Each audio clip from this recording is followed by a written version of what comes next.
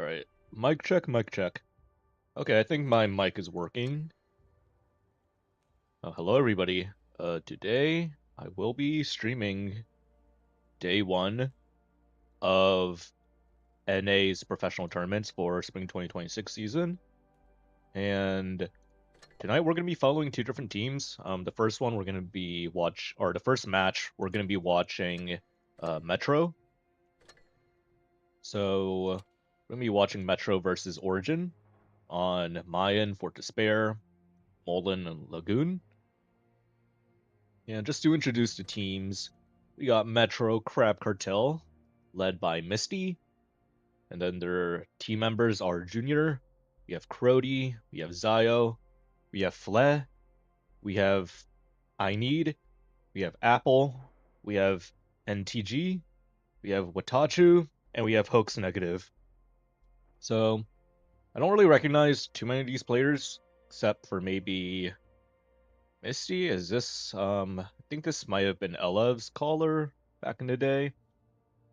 And Watachu, that sounds familiar. I think this is an LF player as well. Let me just double check. Yeah, LF player. Okay. That's where they're from. Yep, okay, LF. Yep. Okay. So we have a couple of LF players here. And then on the other side of the matchup, we got Origin, very well-known clan, very well-known team. And I will have to note for the viewers watching, this is not Origin's main roster. This is Origin's this is an Origin roster with, a couple of newer players, so to speak. So we got the captain Cora, we have Kritten, we have Apple Silicon. I don't know who this is.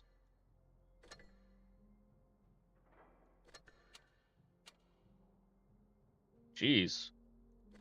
All right. Not sure who that is, but they have good pub stats.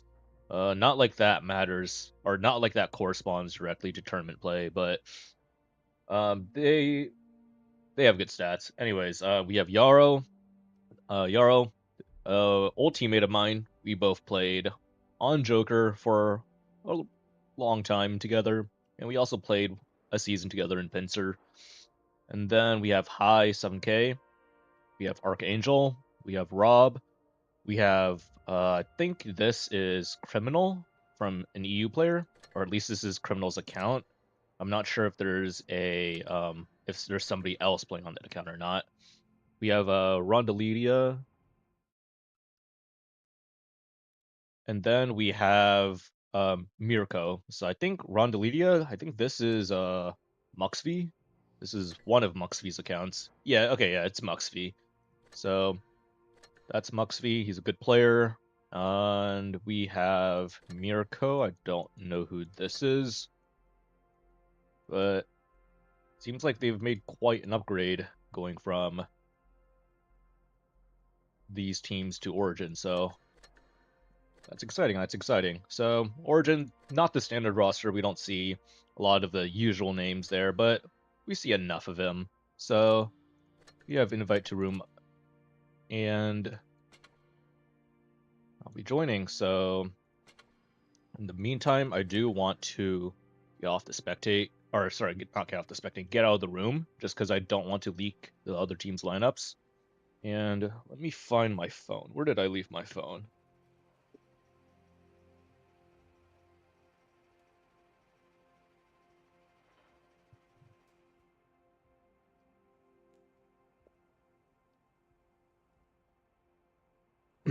Okay, I got my phone.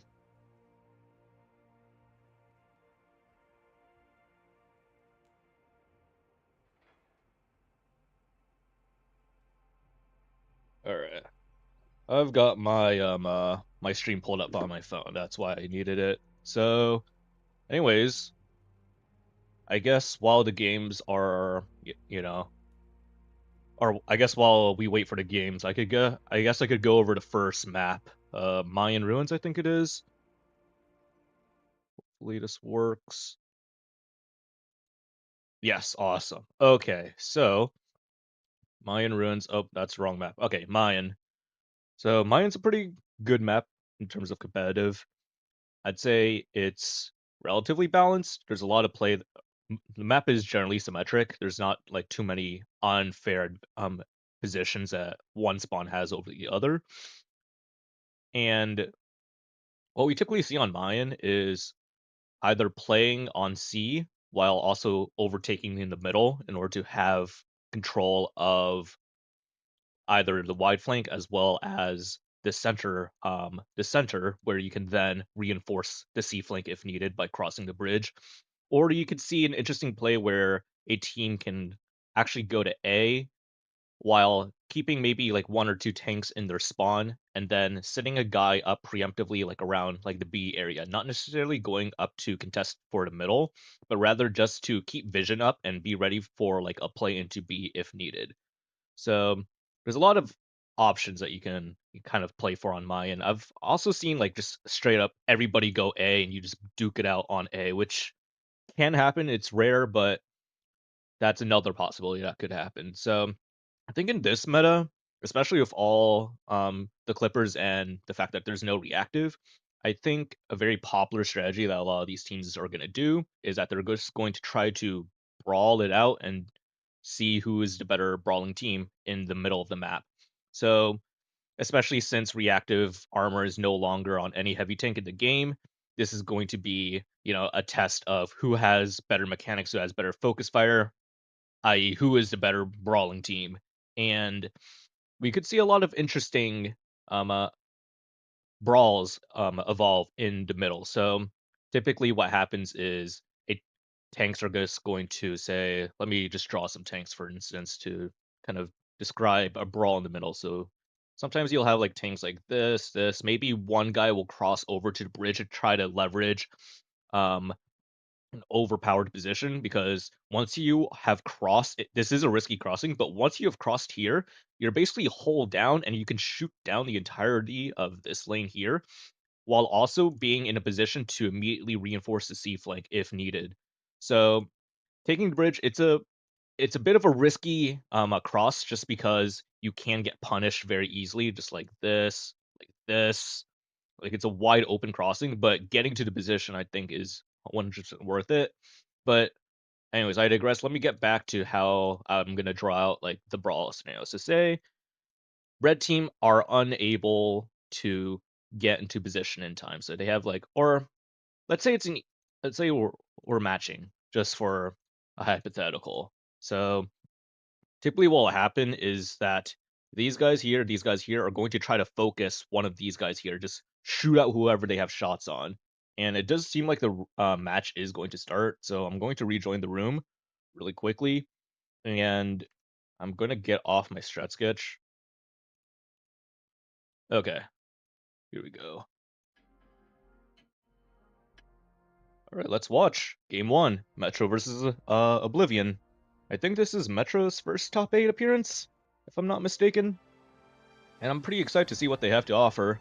Maybe they could be the new fourth team in NA's top 4, which has typically been kind of a wild card, kind of a toss-up spot in the past few seasons. So let's see if Metro, have what it takes to potentially be the next top team on NA. They've definitely earned their spawn in top 8. A lot of chatting going on, so going to try to fly high. Let's go.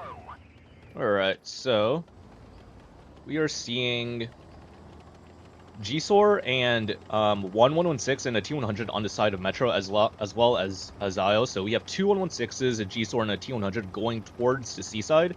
While it looks like a lot of Origin tanks are going to be going towards the middle and also trying to contest C a bit. So we're going to be seeing a bit of an interesting setup, I have to say, from Origin.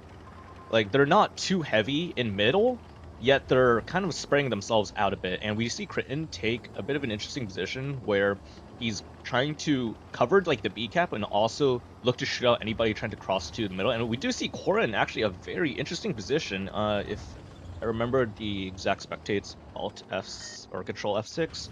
So Cora's playing this kind of intermediate position where he's trying to spot out any tanks are crossing. We do see a bit of action on the other side of the map where we see Archangel getting completely caught out by the Metro tanks. He is going to potentially fall. He is a one-shot, and well played from Metro, just recognizing the overextension from Archangel, and they do absolutely punish him for it. And in the middle, we do see a bit of counterplay where the Origin tanks are looking for the quick isolation on Crody. Crody is just going to try to dump his shells before he falls. He does fall, but we have Watachu flanking into town, and Metro Origin, they have both traded one tank each, and I would say in this situation, especially with the light tank just farming from town, I'd say that Origin are in trouble here. Korra got completely just bombed, completely nuked by all the tanks that are behind him, and Junior's gonna look for a kill on him. Misty actually gets it instead, and we see that Origin, they're trying to do their best job at controlling the position that they have right now. They have the high ground. They want to hold on to it as long as possible. We do see Misty, unfortunately, just dying with nearly a full clip in his tank, and that is the last thing that you want to see. Rob getting into the fight a bit, using the weight of his tank to try to push and bully Zio around, but unfortunately, he just bluffs a shot. And I would say here, Metro, this is a 5v5. Metro is in a good position, I'd say. Actually, never mind. This light tank just needs to do a bit of a better job at getting into this fight, being a bit more aggressive with his tank, and we do see that this is going to surely turn into a 3v3. And I think that just the way that the Origin tanks are kind of distributed and how they're all consolidated together, they're just going to go and try to bomb Apple. Rob is going to try to work for an HE shot, just completely destroy Apple. And he does put a massive shell into the G-Zor, and this is going to be an Origin win if this light tank isn't able to try to potentially finesse these two Krons. These two Krons here need to be a kill target right now, the especially for the Metro team. And I would say earlier in the brawl, I said that Metro had an advantage, but unfortunately, I feel like the T100 was playing far too passive. He should have been playing a bit more aggressive, trying to use his DPM, leverage his light tank mobility to try to make himself a bit more effective as, a light tank would in a brawl scenario like that, where a lot of heavies are just busy shooting at each other and not really looking for the light tank. And I think Metro definitely had a really good chance of winning that. They got the initial advantage on shooting out. I think it was Archangel. Archangel, he just played a bit too far aggressive. They absolutely punished him for it. And then they also went for the punish on Korra, who was playing a bit of an interesting position where he was playing underneath the bridge, trying to spot any tanks potentially crossing the sea. But this position, I would say, actually makes you a bit of a push target, especially if, say, the Felice. I think this Felice was Crody. Yeah, if Crody just recognized that Origin are just going to make a play for him, especially from the rear, he could have just YOLO'd over, bombed Korra, put a full clip in, and then assist his team with just the focus fire while doing the best, or doing his best to put his gun into the game.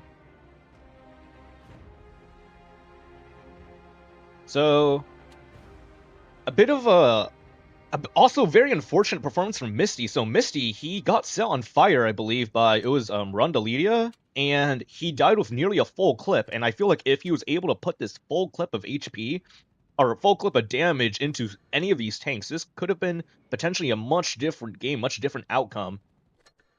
So just gonna quickly switch back to my strat sketch. Where's my strat sketch? Okay, so we saw something like this. It was one guy here, one guy here. 1, 2, 3, 4, 5. Think there was a guy here, 6, another guy here, I think. Something like this. So what happened on Metro side, they had it was 2 guys here. They had a light tank, they had one guy here, one guy here, maybe a third guy. Yeah, it was three heavies. And then they had a light tank. So let me draw that real quick.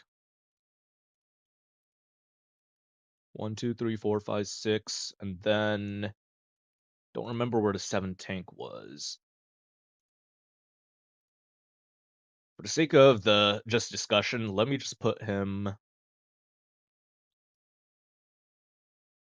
I'll just put him on Seaside. I don't remember where the 7 tank was for Metro. But what happened is this Kron, Archangel overextended a little bit, and these two heavy tanks, these two 116s on the side of Metro immediately recognized the overextension, just absolutely punished him for it. And then on the other side, we saw a bit of counterplay where we saw three Origin tanks kind of flank behind the uh, lone Felice in the middle and just completely bombed him, trading one for one. And I'll get back to the analysis of that game. And I do want to actually get back to Blitz just because this next game is starting. And we're going to be seeing 4 Krons, 2 116s, and a Type 5 on Origins side. And then for Metro side, we are seeing a Caro, which is a bit of an interesting clipper. We do see majority of the Metro's team seems to be moving towards the C side, so we are going to see potentially a C brawl. And on this side, we actually see Origin. They are strong arming the middle. This G Sword, this Caro could be in a lot of trouble, especially if Origin are going to play very aggressively with these heavy tanks towards the middle of the map. And it looks like Critton is already in this intermediate position to try to potentially spot whoever is driving towards the middle. And we do see the G-Sor and the Caro are taking the advanced position on the bridge. They are able to cross unpunished, and they do have a very strong cooldown position against these Krons. But again, these are Krons. You do not want to be taking this peak, especially against that unpenetrable turret of the Kronvong.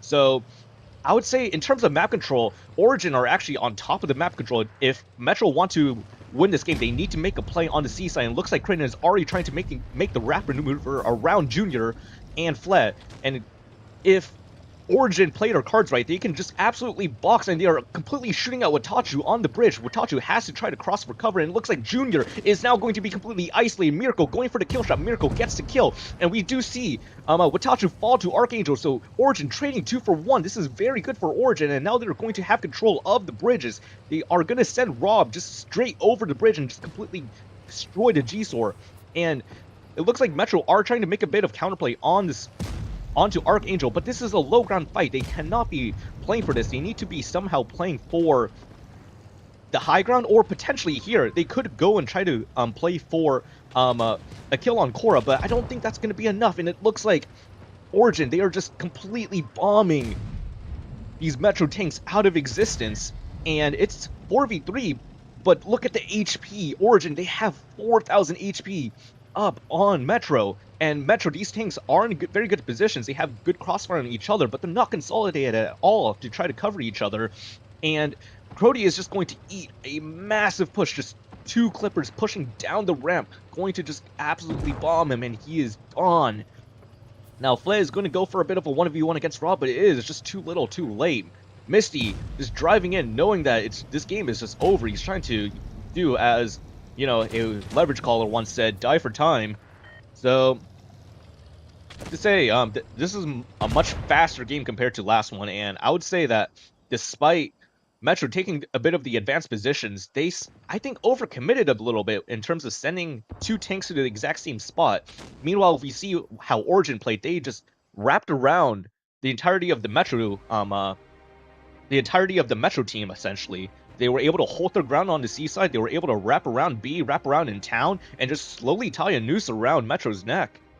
So, very strong performance so far from Origin, especially in that game too. This is definitely going to be a team to watch in this upcoming round robin.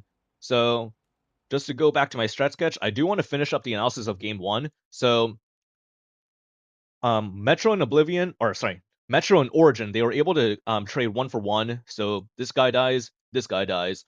And then Metro, they made a very good play where they actually went for the isolation on Core. They completely, I forget if it was like this or something, but they completely just got it, like destroyed his tank for free. And unfortunately, what happened in transition was that I believe Origin, I'm not sure which kill they were able to convert for, but they were able to get a kill, and it was effectively a 2v2, or sorry, a 2 for 2. So it was a 5v5, but in terms of positioning, I think Origin just had high ground, and I guess a lot of the Metro tanks were bled while trying to make their play either on Korra or maybe like in the transition after going for the kill on Korra. So I do think Metro had a good chance of winning that game if they were just a bit, I guess, a bit smarter, especially in the brawl that happened like over here. So I think it was like It was a 2v2, so it was like two Metro tanks, or actually, it was basically 3v1 actually, because you had the light tank as well on the side of Metro, just putting in shots. I think it was here into this one heavy here, but this one Origin heavy was able to somehow get the kill on the Kron. The Kron wasn't able to put in more than say 2 shots that game, which is a bit unfortunate. So I do think if that micro interaction just went a little bit better in favor of Metro's side, that could have been a much different game. And next game is starting, so I do want to get to it. We're going to be seeing Fort Despair. We see a much heavier lineup from Metro this time. We have four Let's 116s, a go. Felice, and two Krons. And then on the Origin side, we have one Type 5 Heavy, Rob. I believe he's probably the Type 5 Heavy main on the side of Origin. We have two Krons and four 116s, and we're going to be seeing all of these 116s just go straight into the corner, straight into the A corner, which is going to be a very strong position for them to play for. But um, Origin need to be cognizant of the fact that actually, yeah, okay. Let me finish what I was going to say. So, Origin, as soon as they send all their tanks into the A corner and they spot absolutely nothing, they need to be cognizant of the fact that Metro is probably going to be playing a bit of map control. They looks like Metro is going to go for a bit of a shootout, but it looks like Origin are actually going to try to push through the A corner and just go for the Metro spawn, which I think is a bit of an interesting play. I'm not sure if this is necessarily like the best play for them to make. They could have just played it a bit slower and tried to play for a bit of map, but we see Archangel is able to sneak himself just underneath the TD perch of Metro spawn, and Metro, they need to be making a rotation to either one, wrap around the Origin, or two, try to reinforce their spawn. But it looks like Origin are just ready to just completely bomb Watachu. Watachu is going to be a very quick kill target here. He is taking one shot. He is still alive for some reason. I feel like these Origin tanks should be just going for Watachu, but Apple actually peeks out, makes a bit of a bad peek, and he got permatrack in the open, but Metro are doing a great job at punishing this. Rondalisha is basically effectively a one-shot, and Watachu is still alive over here. So Origin actually focusing the red line tank, which I think, that's a fair play, but I do think Watachu was just in a much easier position for them to just kind of shoot and then go for the kill on Apple.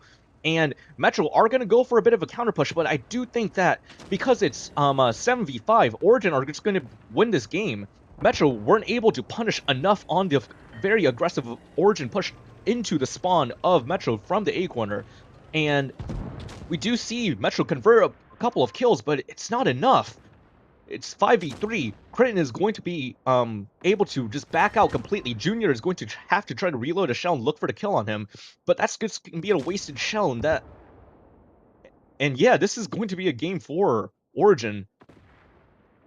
So, well played from Origin. I think making that play from the A corner, it was 100% aggressive, and I do think if Metro had a bit better punish, this game could have been a lot closer. But unfortunately, their tanks just weren't in position, especially the tanks that went maybe towards C and were kind of in between the middle of the map and their spawn. Maybe they just didn't have the best sight lines to look at, especially on that crossing, especially from the A corner. But I do think with the way that Metro was set up in their spawn, they could have potentially adjusted their positions to receive the push even better, so to speak.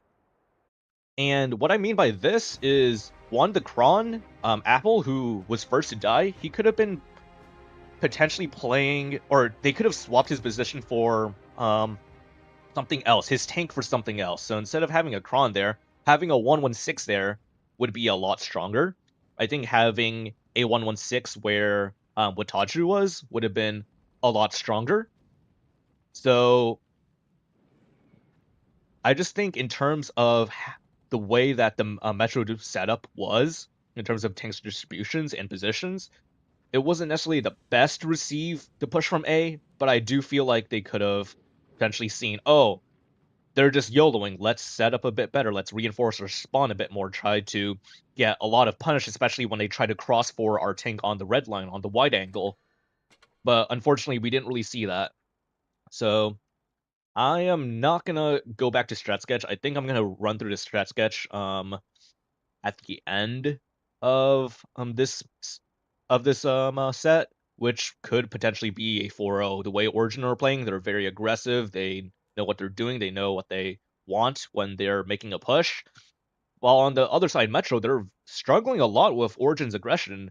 And when Metro are trying to be aggressive, they do get, a couple kills here and there. It's just that they aren't really able to fully capitalize on those kills. They aren't able to play for advanced positions on Origin. They aren't able to play for, necessarily an advantage over Origin. They just are able to trade out tanks, trade for kills, and that's about it. In the long term, Origin are able to just convert much better than Metro, at least in this matchup that I've seen so far, and they're rocking the exact same lineup. So they really like their 4 116s, Type 5, and double cron setup, or not setup, lineup. So let's see if Metro are able to potentially force a game 5. I would hope that they're going to lock in and force a game 5. Seeing 4-0 steamrolls, Loadout. especially at this level, not very fun. So we're gonna see Metro. They seem to be playing towards the seaside, while we see Origin do the exact same play that they did last game. They're sending 5 tanks to the A corner. They're sending Cora in the Kron to the middle hold down position, and then they're going to have Rob in the Type 5 kind of chill in the back and act as a rotational anchor. So Watachu already at the windows, he has spotted absolutely nothing, which gives his teammates not very much info to work with. And I'm hoping that potentially either Crody or Zio are able to get info. Unfortunately, Cora actually outspots Crody, which is rather poor in terms of getting information for the Metro team, but I'm certain that okay, so Crody is able to spot Rob.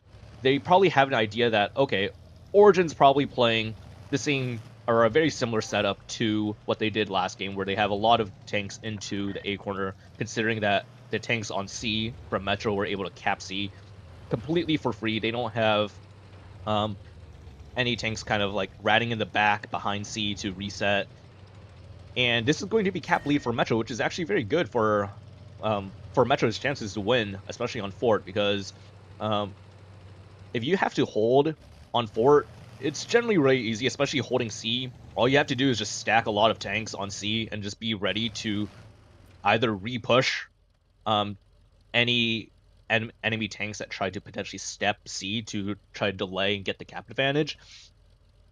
But in general, Fort Despair, very easy to win if you are the team that has to hold. Now, on the other side, we do see Origin, they've already started to make a couple of adjustments to try to rotate their tanks around and improve their position. We see Rondelidia kind of rotate through the spawn of Origin, trying to move up towards the window of the seaside and try to see if he can get a bit of information for his team to kind of probe what exactly does Metro have set up for the sea base. And I feel like Metro's setup right now, especially with all these tanks that they have in the deep spawn, it's not really the best idea. And I feel like if they're going to try to have a spawn hold, they should have at least have some tanks sitting in the TD bush, which I believe is much stronger, especially on this side, because there's a lot of elevation. Oop, there's a lot of elevated positions that you can kind of use to hide behind. Like you can kind of like, oh my god, my free camp keeps messing up. I think it's E to go down. Yeah, okay. So you can kind of like sit up here and just tuck in this corner, and the enemy team has to peek quite far in order to shoot you. And on the other side, we do see Rob getting spotted towards the seaside. So I think Metro, they do have a general idea of at least where Rob is. So unfortunately, the rest of the Origin team hasn't really been spotted. It does look like they are gonna go for to push into the spawn. So Zio, if Zio is able to light this up for the Metro team, this could be potentially very good. And we do see Rob kind of acting as a bait, just kind of going in alone, and he gets completely nuked. And if Metro just counter pushes Rob with just Flan one more tank, they will be able to just pick up Rob for free. And we do see the Origin push into the spawn of Metro, and Zio making the right move. He is able to kind of run out to safety, and Origin are effectively just pushing into nothing into the Metro spawn. And now we do see Junior is he bounces a shot on Rob. That is not a shot. He should be bouncing. He bounces a second shot on Rob. He needs to be aiming these shots just guaranteed to kill. Junior absolutely selling over here. But on the other side, we see that Critton is eating so much damage, and Origin are going to be able to pick up the kill on Zio. And Critton, if he is able to back out, just able to survive, this is going to be good for Origin because there's going to be a tank up, and it looks like Crody wants to potentially try to repush the corner, which is the wrong play to make. This is not going to be repushable, especially since Origin has the deep corner of your spawn. You need to be playing potentially for the inside angle. You need to be playing potentially for Critton, maybe wrap around like Run Deletion and Mirko. Try to do whatever it takes to make these tanks in the far corner of the map be completely useless. And we do see Watachu kind of lead a counter push into the far deep corner of the Metro spawn, but I don't think it's going to be enough. Metro kind of selling this game in my opinion, and this game does look rather close in terms of the tanks and the HP. It's 5v5, 5v4, but Origin, they had the positional advantage as soon as they killed the Kron, and Metro just pushed into that positional advantage, knowing that they're going to bleed so much for it, and it was not worth it at the end of the day. I think what should have happened, especially on the C flank, is that Junior should have just penned his shots on the Type 5. A Type 5, despite being a super heavy, it does not have very good armor at all. If you load heat, you are able to just pen this small sliver, this small corner of the Type 5 quite easily. And if Junior was able to get that kill, he could have potentially opened up a new angle for Metro to re-engage Origin, and that was 100% a sell. Zio over here made the right decision to run away. He ate a couple of shots for it, but he was able to survive inevitably. And unfortunately, the team wasn't able to really leverage off of Zio being able to survive, being able to be a bit of a nuisance for Origin. Origin, they decided to make the crossing. Not many people got punished on that crossing. And then on the other side, we saw Junior, once again, failing to kill Rob. I think the play from Origin, like where they sent Rob alone as a bait on C and then pushed the spawn, I don't think that was necessarily the best thing Origin could have done in their scenario, because one, Rob, if that was against like say, a better team, Rob would have died for free effectively, and whoever was in spawn, like Zio, they could have made the exact same play, just run away, and then Origin are just going to be fighting 7v6, or sorry, 6v7. So that was a 4-0 sweep, which was, a little bit unfortunate to watch, but Origin, they played pretty well, and Metro, they had something. They showed a bit of promise that last game, but they just unfortunately choked a couple of shots. So I do want to go over a couple of the games on StratSketch. So let's go through those real quick. So game 2 Mayan, I think, yeah, I have not covered game 2 Mayan. So what happened was Metro, they sent, I think it was a G-Sor and a Caro over here. And then I think I want to say they had 5 tanks on Seaside. I don't remember if they had maybe like a tank playing in the back or maybe like a tank playing on this ramp. But let's just say they had 4 tanks on C, something like this. So Origin, they had what did they have? I want to say they had 3 tanks here. They had probably something like this. Yeah, so Origin immediately recognized that they have, complete reign over um the B side and below, like part of the map. So Rob in his Type 5 was able to just flank, and what happened is these 2 tanks, they're in the exact same position. And if you've ever played a pub game where you're nearby like a very annoying teammate who likes to just, stick by your side and kind of block spots, having 2 tanks in the same spot is not very easy to maneuver around. It's workable in certain positions, but I will say not this one.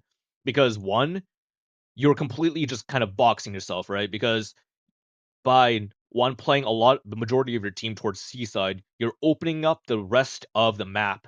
Or sorry, this turned red for some reason. Anyways, you're opening up the rest of the map for your team to take. So say Rob, if he made like a bit of a short flank, I'm not sure. Okay, I'm not sure if he made a bit of a short flank like this or like a full like wide flank like this. If Rob is being suppressed by say a guy here, or even like a guy here, it kind of cuts off just this angle, or rather this angle, of crossfire, which should alleviate pressure for the A tank on the bridge. Unfortunately, there was no such option for Metro. These two tanks were weaknesses in the Metro setup. So Origin, they fully recognized this. They decided to play for pressure on these tanks, and they just got absolutely bombed. Both the G-Sword and the Karo lost like half their HP each. And then slowly but surely, they both kind of fell. I think the Karo got picked up by one of the heavies on the far C side. And then when Metro was trying to make a bit of counterplay on the C side, it was just a little bit too little too late, because what then happens is that Origin, they're just going to take like the bridges, and you're in massive crossfire. And if you play, for low ground, you basically lose because Origin just has high ground on you.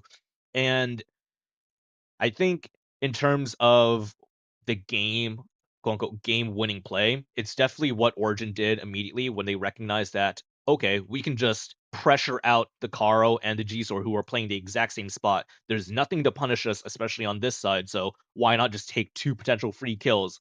They went, they pressured, they kicked the two tanks out of their position, and they were pretty much up on it.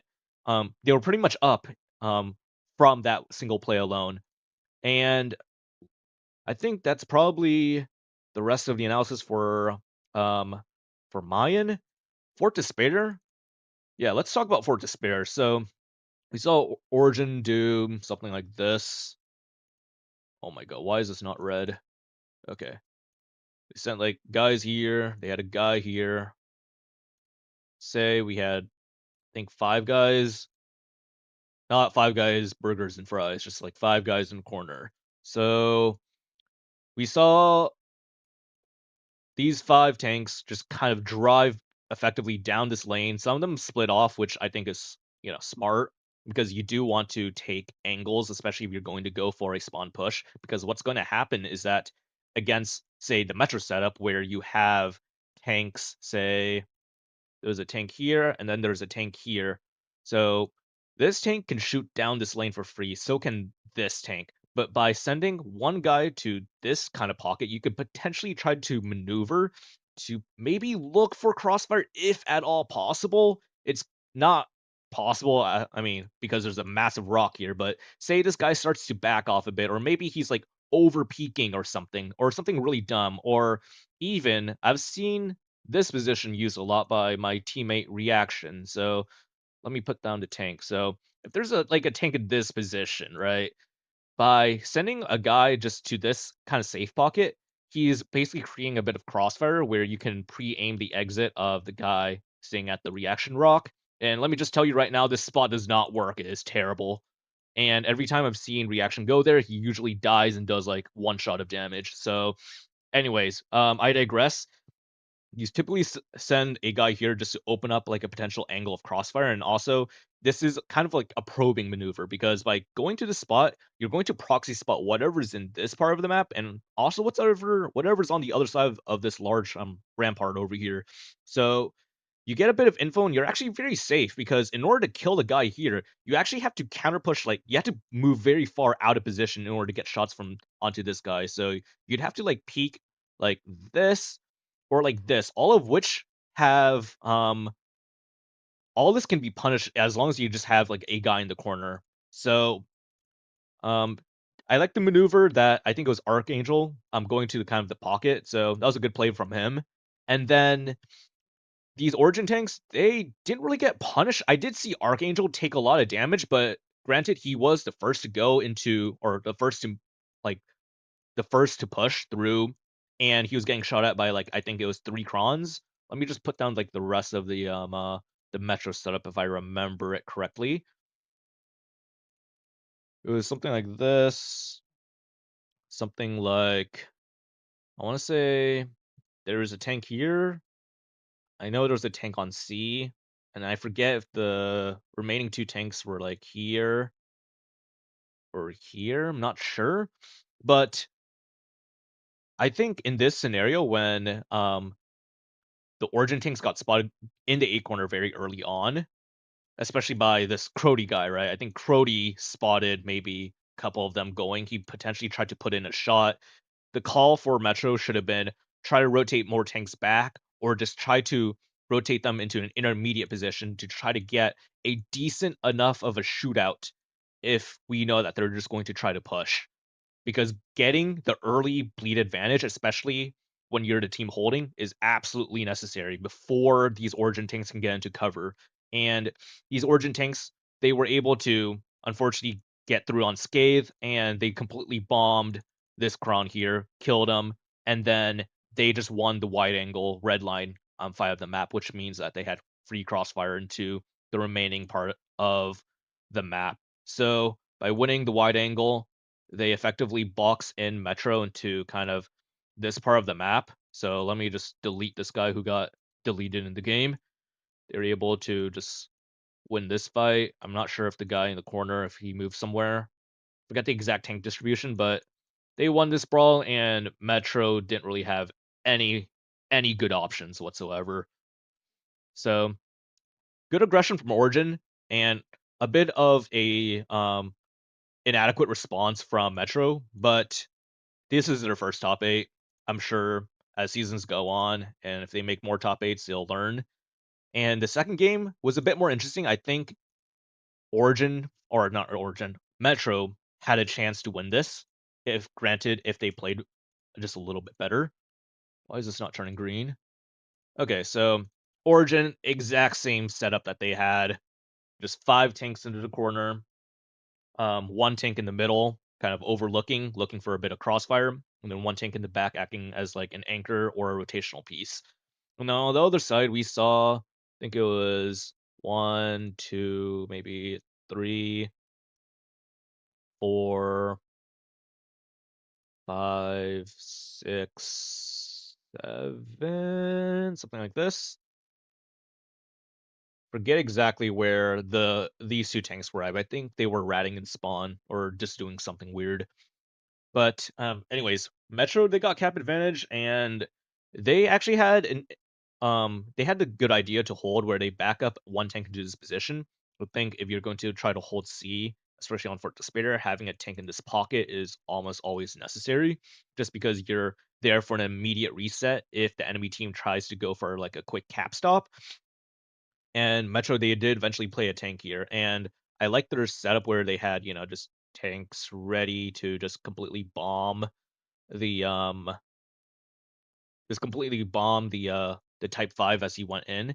And then okay, I'm getting a bit ahead of myself, but what happened is Origin decided to do a bit of an interesting push. I forget exactly the pathing that they took, but they did a 7-1 split, or rather maybe it was a 5-1-1 split where they sent 1 tank to act as bait. The bait tank being the Type 5, of course, it has the most amount of HP. It can trade reasonably well. Why not send them onto C to cap the base? And they did try to send them onto C to at least cap stop the base, and Metro did a really good job at punishing. Really good job at punishing, actually. But unfortunately, just the bounce shots, because what happened was Rob got bled down all the way to a one shot, and he had to side scrape against this wall. And Junior, in his 116, he had 2 shots, 2 opportunities to get this kill.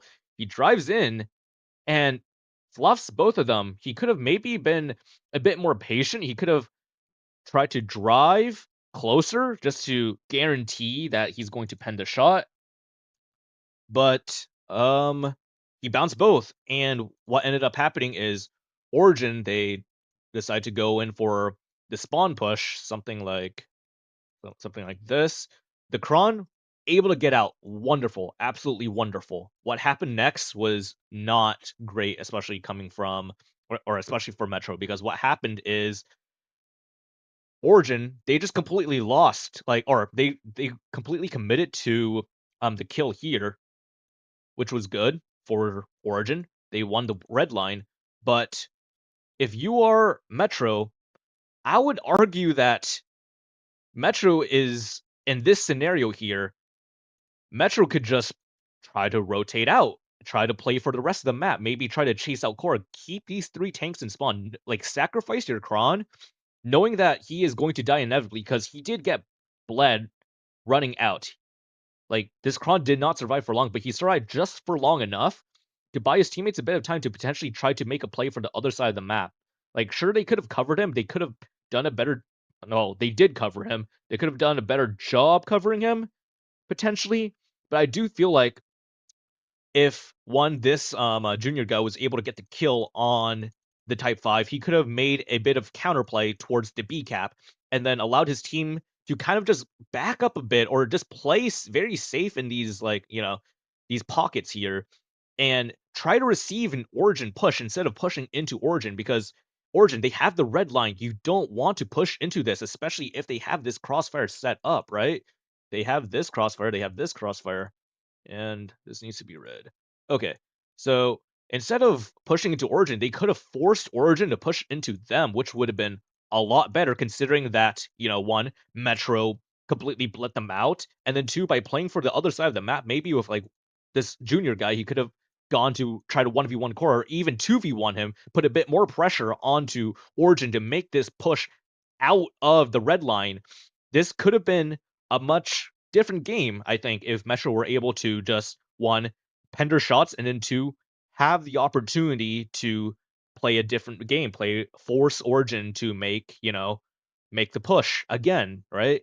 So I do think um uh a lot of dropped opportunities for Metro, and I hope they're able to learn, especially from tonight. Playing against very good teams is the best way to improve, especially in competitive. So to the Metro guys watching, don't feel discouraged by the sweep. Just take the games as you will and just learn from it. So we will be watching round two in about when is round two? Is it 10:10? It's currently 9:38 right now. Uh, this is okay, 10:04. Okay, this is not accounting for what do you call it? Daylight savings. So got about how much time is it? About 24 minutes. So 24 minutes. I could play a couple of pub games. I do need to just connect my iPad to my capture card, and then I could play a couple of pubs. I haven't really touched this game too much. I've only played with some friends just trolling around. So let's see. Okay. In the meantime, I do want to run through maybe the other games that have ended. So we see Oblivion 4-0 rejects. I'm not too surprised by this sweep actually, despite rejects being a very good team. Oblivion is just, I think, the team to beat this season probably. Origin's probably going to be the close second, or actually, not sure. Maybe Origin against versus Oblivion. Maybe this is the set to watch. I will be watching this set actually tomorrow, so stay tuned in for that stream if you want.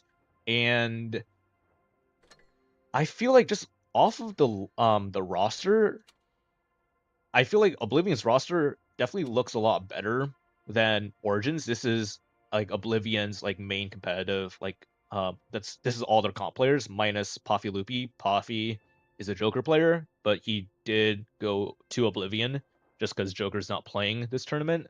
So this is the main roster for Oblivion. But who knows? Maybe Origin are gonna pull some magic as they have typically done and potentially beat Oblivion this season. Who knows? These are kind of like the two teams that I'm personally looking towards. And I guess Apex would be like either the third or fourth team. So Apex, I mean, they have a very strong roster, of course, right? They have Blue, they have um Krish, they have DJ, they have Kami. So Krish and Kami, these two are my former teammates on Joker. And again, since Joker isn't playing this season, they decided to go to Apex. But in my opinion, I don't really think the presence of Krish or Kami is going to, really elevate Apex to, say, a top one contender, which may be a bit controversial for me to say.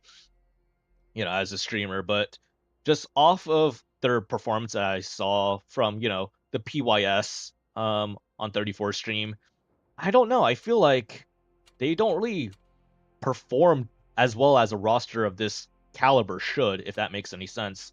And they went 4-2 against GG, and GG, you know, this is a decent roster, so maybe I'm being a bit too harsh against Apex here. So Apex, they won their set. They're 1-0 up in the round robin. So Origin, Oblivion, Apex, and who is the other set? Or who's the other victor? Is it Moon? Oh, Seven Rats. Okay, so Seven Rats won 4-2 against Moon. So Seven Rats, are we seeing? Yeah, we are going to be watching Seven Rats later. So we'll be watching Seven Rats versus Apex in about 22 minutes. Seven Rats, this is a team I do know a couple of the players. I know Ghost, I know Trath, I know Mega Lion. This guy's a streamer. Tanks Go Choo Choo, and Draconics. I think Draconics is familiar name for me. And we'll be seeing them against Apex, and I do hope that this set is very close, just because Seven Rats, despite, they haven't made a top 4, but they've definitely gotten very close to it, I'll say. Like they're not a team to underestimate, if that makes any sense. So I'm pretty excited to see whether they're gonna be able to pull up a potential upset against Apex, just because in this straight this head-on match this head-on matchup, I would argue that Apex does have, a significantly better roster. They have a more experienced caller, and they generally have placed top 4 on NA. Meanwhile, Seven Rats, they have a good caller. They have decent players, but not at the same level as Apex's players. So whether they get whether they're able to pull off the upset, we'll see in a couple of minutes. But in the meantime, I guess I could play a couple of pubs. So let me just whip out the iPad.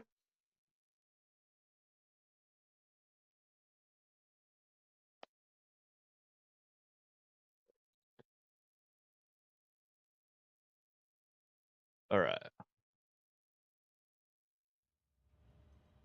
Wait, hold up.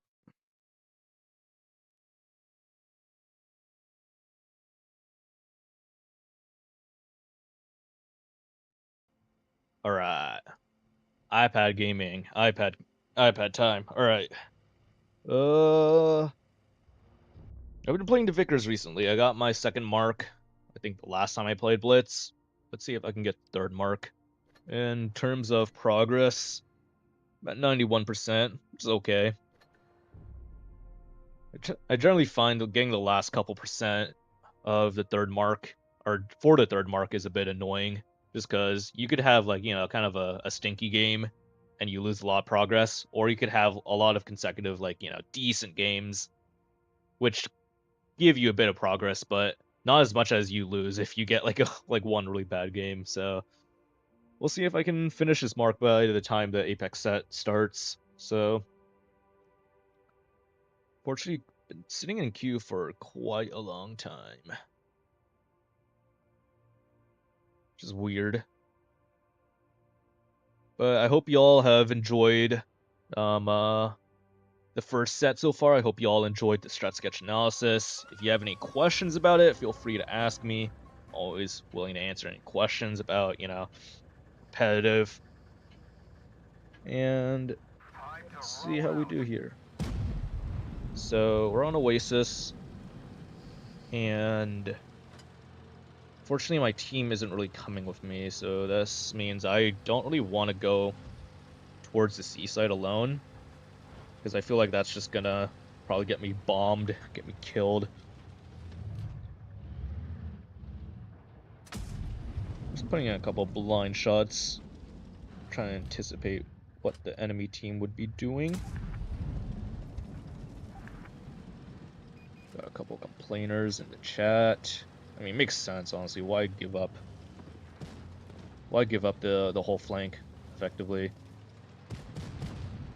And I feel like this game is probably lost already, just because we're all kind of playing towards the town side, but we're not pushing, which is not the best thing to be doing at all. I'm gonna try to potentially farm out this type if he gives me the shot. Yep.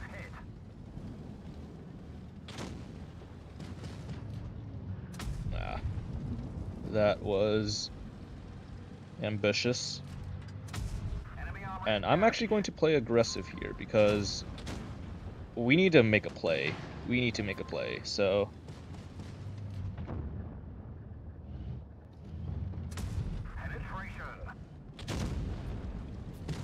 Usually you should not be leading a push, especially if you are a light tank, but unfortunately my team just needs to move. Okay, this guy kind of died, but I can at least use his body to try to put pressure on this guy, but I don't think that's possible. I need to try to work on this Type 5 before he backs up. Nah, it's kind of too late. Yeah, I think this is a loss. Again, as I kind of expected, just because our team, they all go town, but they're not willing to push. I'm not sure how that was Trek crit. But maybe we could potentially bring this back. If we can burn down this this Minotauro, it would be really good for my team. And that 183 is getting a lot of farm. He's put in quite a couple of shots already.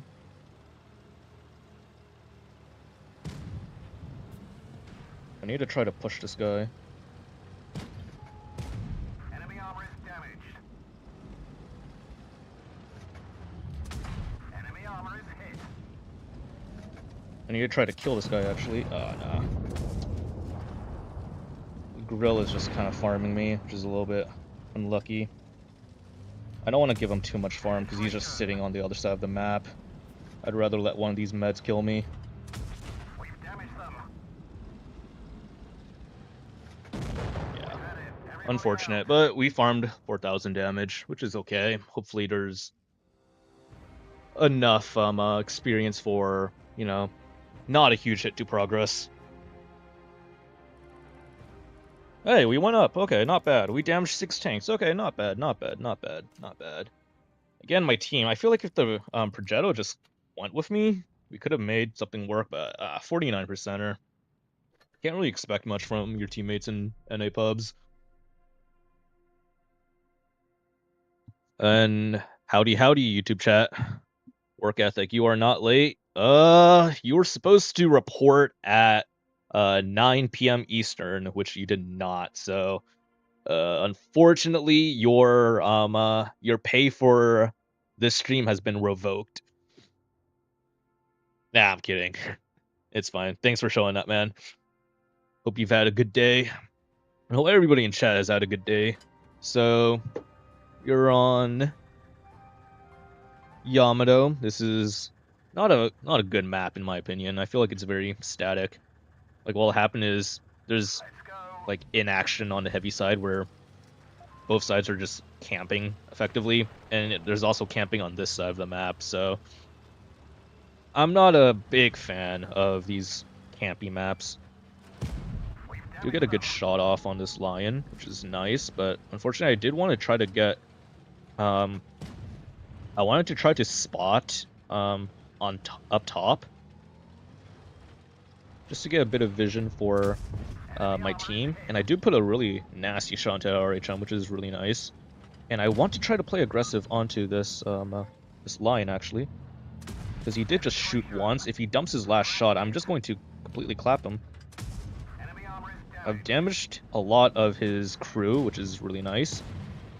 And I'm going to go for a bit of an aggressive play. Okay, he shot again. That was a bit aggressive from me, but I think it was worth it at the end of the day. So I do want to try to cap the base, just to put a bit more pressure. Let me cap the base. Let me cap. Let me cap. Thank you.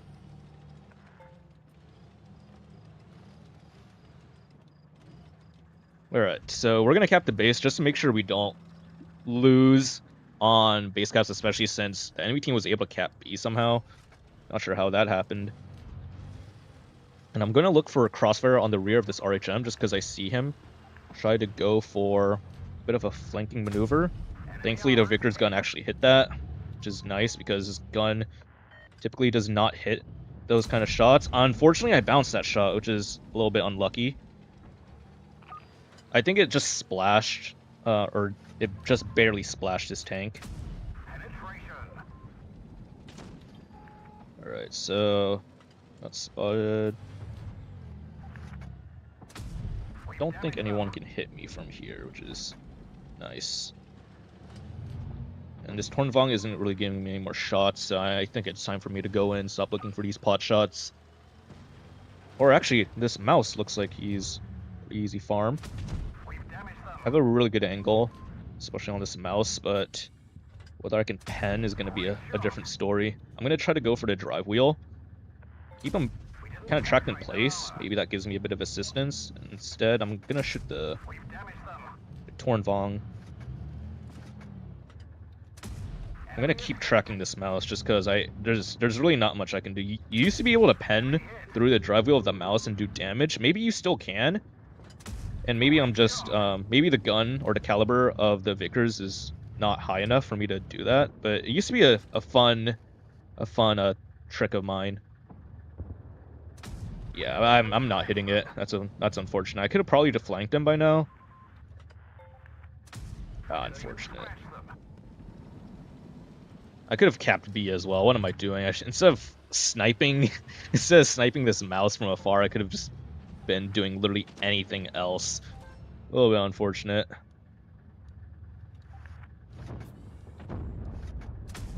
Can't even pen that. Okay, at least I capped 2 bases this game.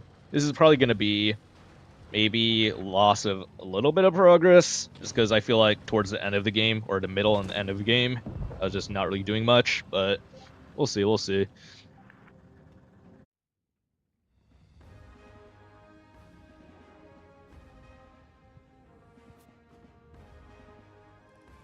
Howdy, YouTube chat. Howdy, Mythos. Hello, Rax. I am rooting for Joker this season. Well, I think you are going to be very disappointed. There is no Joker team playing this season, and you know that. I actually went up in terms of mark progress, which is cool. And what's good, Xylobone? Happy to see you here. All right, we got Hellas. Not a fun map in my opinion. I feel like it's kind of static. This map. There's not like a lot of exciting plays yet that you can kind of make. I feel like a lot of plays that you see in comp, as well as the same kind of plays that you see in pubs. It's kind of the same thing. Not too much creativity on Hellas. So I'm gonna go try to spot their team. I spot one guy. And unfortunately I was a bit tunnel visioned. I need to kind of run away just because, well, I don't need to run away. Ugh. Well, this guy is just going to get completely clapped by that 50M. Unfortunately, I can't really help him. Yeah, this is not good. This is not looking good.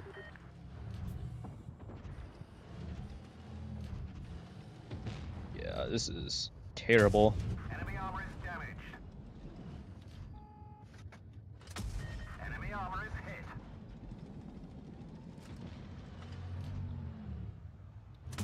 Ugh, I missed that. I can't believe I missed that. This is not great. I feel like if we had maybe just one TD support, it could have been fine.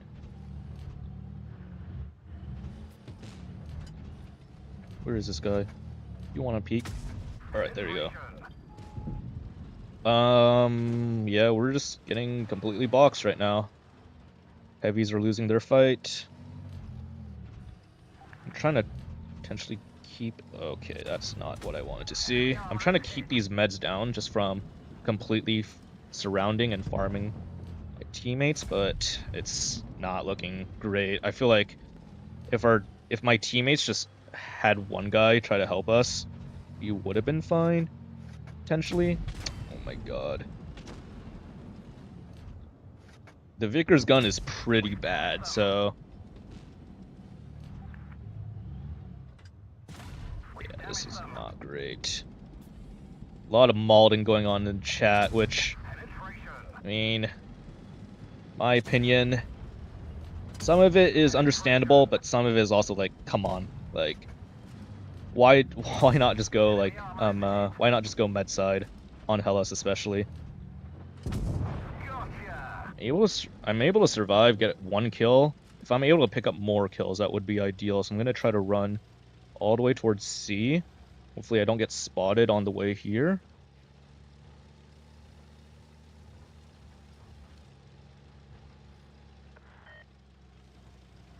Capping A. Enemy armor is hit. Thankfully he doesn't pin that. We've damaged them. Enemy armor is I'm able to damaged. farm out this guy like crazy though, which is nice. Enemy armor is damaged. I'm gonna try to maybe get a Hesh. Unfortunately, I failed it. Unlucky. Maybe if I high rolled, I would have been fine to get another shot off, but unfortunate. That's okay. My team wasn't really the best. Granted, I could have played up with my 1-1, but nah, my team just not. That's crazy. Yeah. This guy's green at least.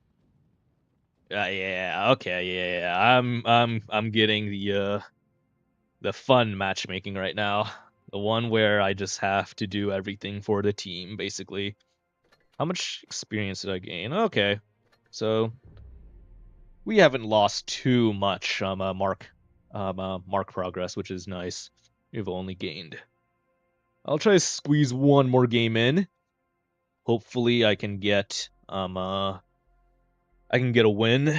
I feel like whenever I play on stream, I'm always going on these like really bad win streak sessions. I gotta play a bit better, or I gotta get some better teams and show a bit better gameplay. Alright. Let's get one good game in. Please, matchmaking. Give me a good game.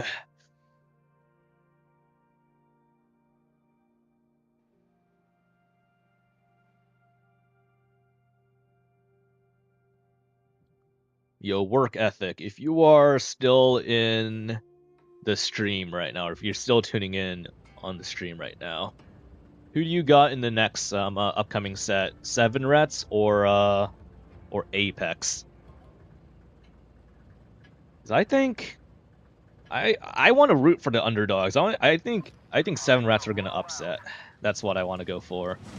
All right, let's see. Okay, we have some teammates that want to go towards the field side, which is good. That's a rare sight to see. I'm gonna go for an aggressive spotting run.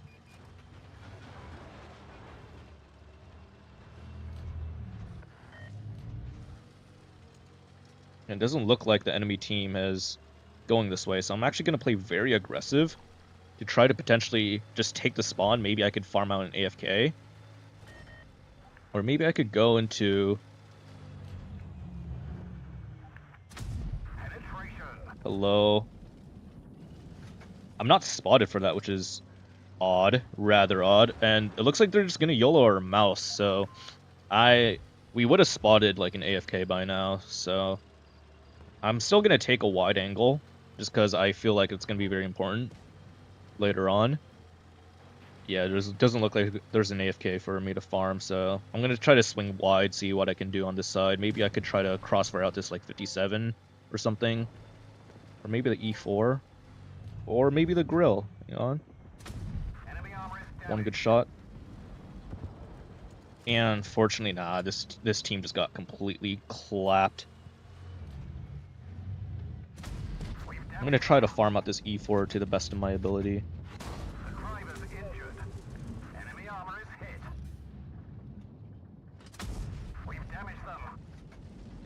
And I'm gonna run away just because I see that car already turning around for me, so I need to play distance now. Run out this way. Yeah. The Sheridan came as well, which is a little bit surprising. I feel actually no, this is actually fine for our team as long as we can just trade 2 for 2 right now. We trade for 2 for 2, we take caps, and then I can completely run away and try to cover them from the far side of C. And this should be fine actually for my team. Just Karo is going to be quite annoying because he's going to try to get an angle on me potentially, but Penetration.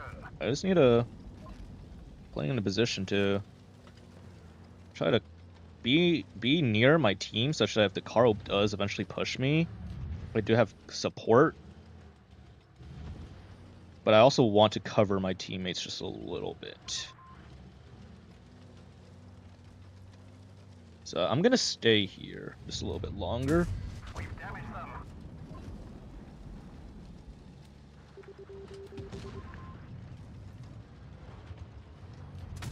Enemy armor is I'm damaged. doing a really good job outplaying this guy in terms of shots. We didn't even scratch them. And I'm doing a really good job. He's getting completely kited by me, basically. We didn't penetrate their armor. And I'm... Okay, yeah, this is fine. Enemy armor is He's damaged. completely fluffed up his shots. We're finessing him. I finessed myself. Unfortunately, I was trying to aim away from the gun. Enemy armor is damaged. Nice, nice. We did a good job there. Okay. I think playing for the Karo was 100% the correct play to make in that game. Or just now. It's just maybe I could have played a bit better. I could have tried going for the HE shots instead of going for AP shots that I probably wouldn't hit. And oh my god, we have barely any time on the clock. Hold on, let me switch back to PC Blitz. Oh my goodness. Oh my goodness.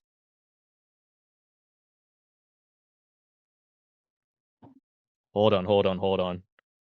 We're doing a little bit something right now. Okay, please, please, please, please, please. Awesome, awesome, awesome. Okay, we clutched that up. Awesome. We clutched that up. All right. Let's go.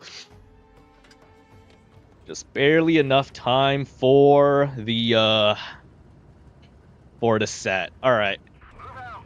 We're going to see Apex run double Felice, 4 Krons and a 116. So very heavy lineup. And then on the other side we have 7 Rats who are going to be playing a 113 GFT, which is an interesting choice, I have to say. And we see that 7 Rats does spot the Apex tanks on the crossing, and it does look like 7 Rats are going for a massive shootout, and they do get really good shots into Desert Pharaoh and Ferocious Kitten.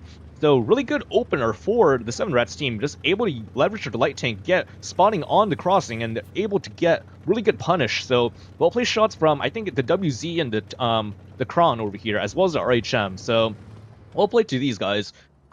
7 Rats are already going to be up on the HP, and I don't know if they're going to be up on cap unless they send Draconics for the C base. And Draconics is going to be completely uncontested on C side, which is going to be really good for 7 Rats, because that means he can just step to base. And we see Trath trying to go for a bit of weird spotting. I feel like Trath is playing a bit too aggressive. We do see a really good shot from Please in the Kron in the back, and he looks like he's doing his best to try to cover Trath's escape. So I think Trath right now should just try to get out of there. You do not need to stay there at all. And we see Draconics is able to step C, which means 7 Rats has cap advantage. So not only do they have HP advantage, having bled down 2 of Apex's tanks to effectively half HP, they're also up on the caps, which makes the situation for Apex, I would argue, just a little bit difficult to play out of. And 7 Rats here, they have a bit of an interesting setup where they are kind of baiting the WZ just sitting in the very far corner of the map. And they have 2 Krons just hidden, ready to cover this WZ in case the Apex team tries to play for the WZ in here. And the WZ Quebec does put in or just try to fire at Ferocious Kitten. Unfortunately, or rather, fortunately for Ferocious Kitten, it flies over him, but he does get spotted. Apex knows that the WZ is there, and I don't think they're particular keen and really close blind fire from the WZ, almost hitting Zuzu. And it looks like the WZ is spotted now. I'm not sure if maybe Ferocious Skin has an angle. Let me see what kind of shots he has. He doesn't, yeah, it doesn't really seem like that WZ is going to be very bleedable, especially from the plane side. And we do see Seven Rats go for a bit of a push, and it doesn't seem like Ferocious Skin is going to be able to spot this in time because of the way that he's kind of positioned his tank. Now, only now does the two Krons get spotted, and Ferocious Skin is going to try to back up. It looks like all these Apex tanks are actually just going to back out, which is, I'd say, kind of smart. Question mark, I would say leave Ferocious Kitten at the plane. You have two Krons there. You could potentially make a bit of counterplay towards the middle, like what Ferocious Puppy is doing, and you're going to be in a lot better situation than if you just completely give up ground on the plane. And it looks like Seven Rats are just completely taking map control away from the Apex tanks. Ferocious Kitten and Zuzu are kind of in deep trouble, I'd argue, and Ghost making a bit of a poor crossing on the rails, but unfortunately he's in a Felice, which has heavily armored, so he didn't really get punished too much for it. But there were just a ton of Apex tanks just lined up looking for the shots on it, and Ferocious Puppy does look like he's bleeding quite a bit despite taking the middle angle to try to alleviate a bit of pressure from the outside lane for Apex. But we see Seven Rats, they smell blood in the water, but Apex, I'd argue Apex is ready to receive this push, and Senpai is gonna get completely just bombed out of this game. Nobody's HP sharing for him, and First Blood, it was actually gonna go to Apex, and we're gonna shortly see Black Viper potentially pick up a kill on Desert Pharaoh, but unfortunately, like, that's not the case. Apex, they were ready for this, this push, and even though Seven Rats was able to shortly capitalize, they've traded 2 for 2, 2 for 2, and I would argue in this brawl scenario, Apex is going to be up. The Quebec WZ putting in a really good HE shot, but Draconics is just going to die, and Seven Rats, if they are going to lose if they lose the brawl in the middle, this could be potentially a much different game. But on the far side of things, in the Apex spawn side of the dunes, Apex has come out on top. So really, I would argue that this 1v1 between Lakami and the RHM, this might not really matter that much. If anything, the RHM is being very useless, just kind of wasting his time against the RHM. We do see Quebec is going to win his 1v1 against Market, so actually, I bite back my own words. I think Seven Rats is going to win this game, just because Quebec is going to pick up the kill on Market. Zuzu is going to have to try to fight a Wheezy in his Kron, while Ghost is going to try to stop the A base. So Seven Rats is going to be up on caps, they're going to be up on tanks. Lakami is getting finessed right now by Trath in the 1v1 on the far side of the town corner over there. And we do see Quebec is, I'd say, the MVP of this match. He was able to put in a massive HE into Marky. He was able to be very effective in this brawl, wherein his heavy tank companions were not. So, I just say, well played from Seven Rats, just being able to turn this game around. I thought the push into the Apex spawn was a bit too aggressive. Maybe they could have, like, held the position because they saw the Apex tanks just back out all the way. They could have just, like, played a bit slower, tried to bleed Apex a little bit more before committing to the push, just so they'd have more, or rather easier kill targets. But I think that the Wheezy was somehow able to just farm very well in the brawl. Let's see how much damage he did. 5,000 damage. This guy cooked right here. This guy cooked right here. So, well played to this guy. He definitely picked up where his teammates, you know, kind of dropped off. And just looking at the damage spread from both teams, like, these Krons, I think it was this, yeah, Senpai guy was the first one to die, but he was able to put in a very effective, like, about 5 shots of damage. 5-6 shots of damage? Okay. And then Draconics. I thought Draconics had done much more damage, but I guess not. But at least he did his clips worth. So everybody in this game did their clips worth of damage.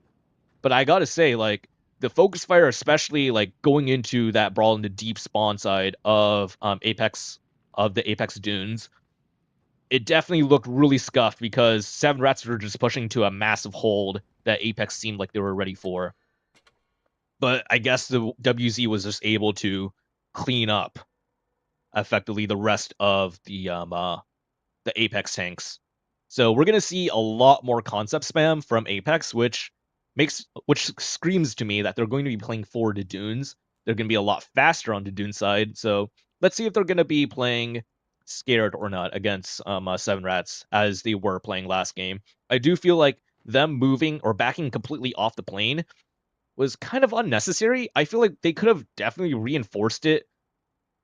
They could have held their positions, in my opinion, because the play that I think it was Ferocious Puppy, he went towards like the middle of the map, like towards the dune side, like underneath the train carts, and that's a strong position to take, especially if your team has the plane.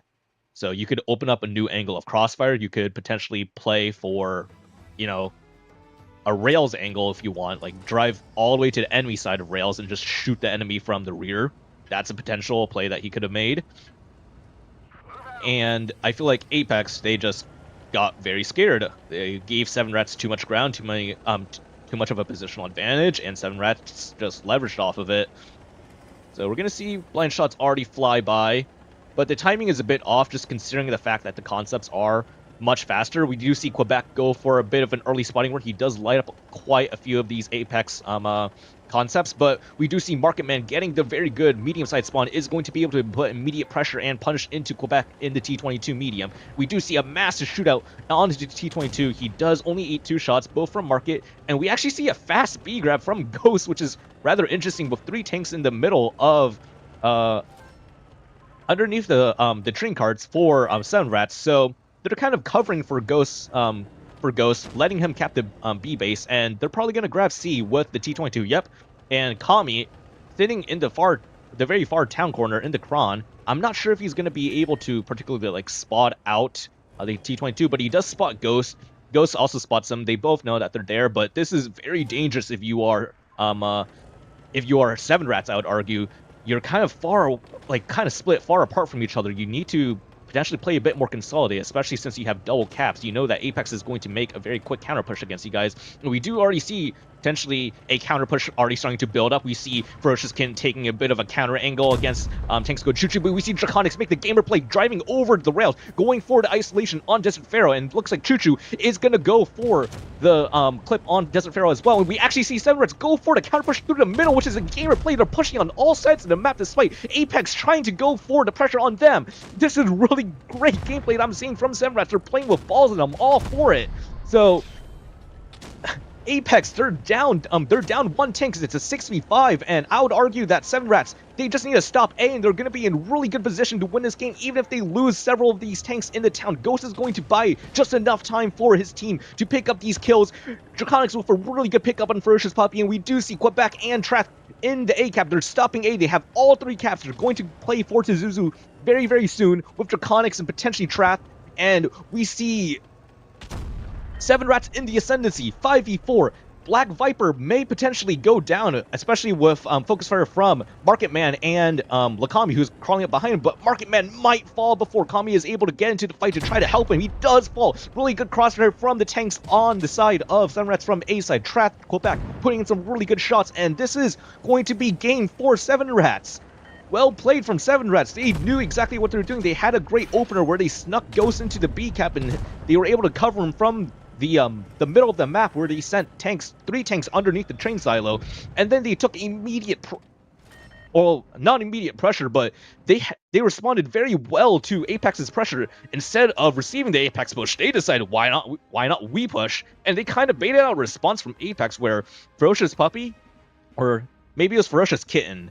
So Ferocious Kitten was able to peek from the Apex side of rails and put 2 good shots into Tanks Go Choo Choo, and then Tanks Go Choo Choo baited that he was going to just send it over the rails and kind of made all the Apex tanks look towards him, while his teammates in the middle just sent it across, like all the way through towards A.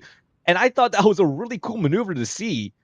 They basically split apart Apex's focus fire by creating a bit of chaos in terms of who's going first. I'm going to go first. Oop, psych. You're going. I'm not going first. So really fun mind games that I'm seeing from Seven Rats, and it's paying off. These guys are playing quite well. They're playing for kills. They're playing for objective. This is the upset that I was talking about. These guys are capable of playing, and on the other side, like I was saying this earlier about Apex, I feel like their roster, what they have, they don't necessarily play to the full, potential of, the caliber of roster of players that they, typically field every season. So I hope that the Apex players are able to clean up after, the first map of games. And then let's see if we can potentially see a tie break. I'd love to see tie breaks, especially in top 8. I feel like those are always fun to see. And this is going to be Oasis Palms, and Seven Rats are going to be on North Spawn, which I would argue is generally the stronger spawn, so to speak, for Oasis. Just because there's a lot more options for you to kind of play for. South Spawn, if you play for town, trying to hold your spawn is a bit difficult. While on North Spawn, if you play for town, you can very easily hold your spawn.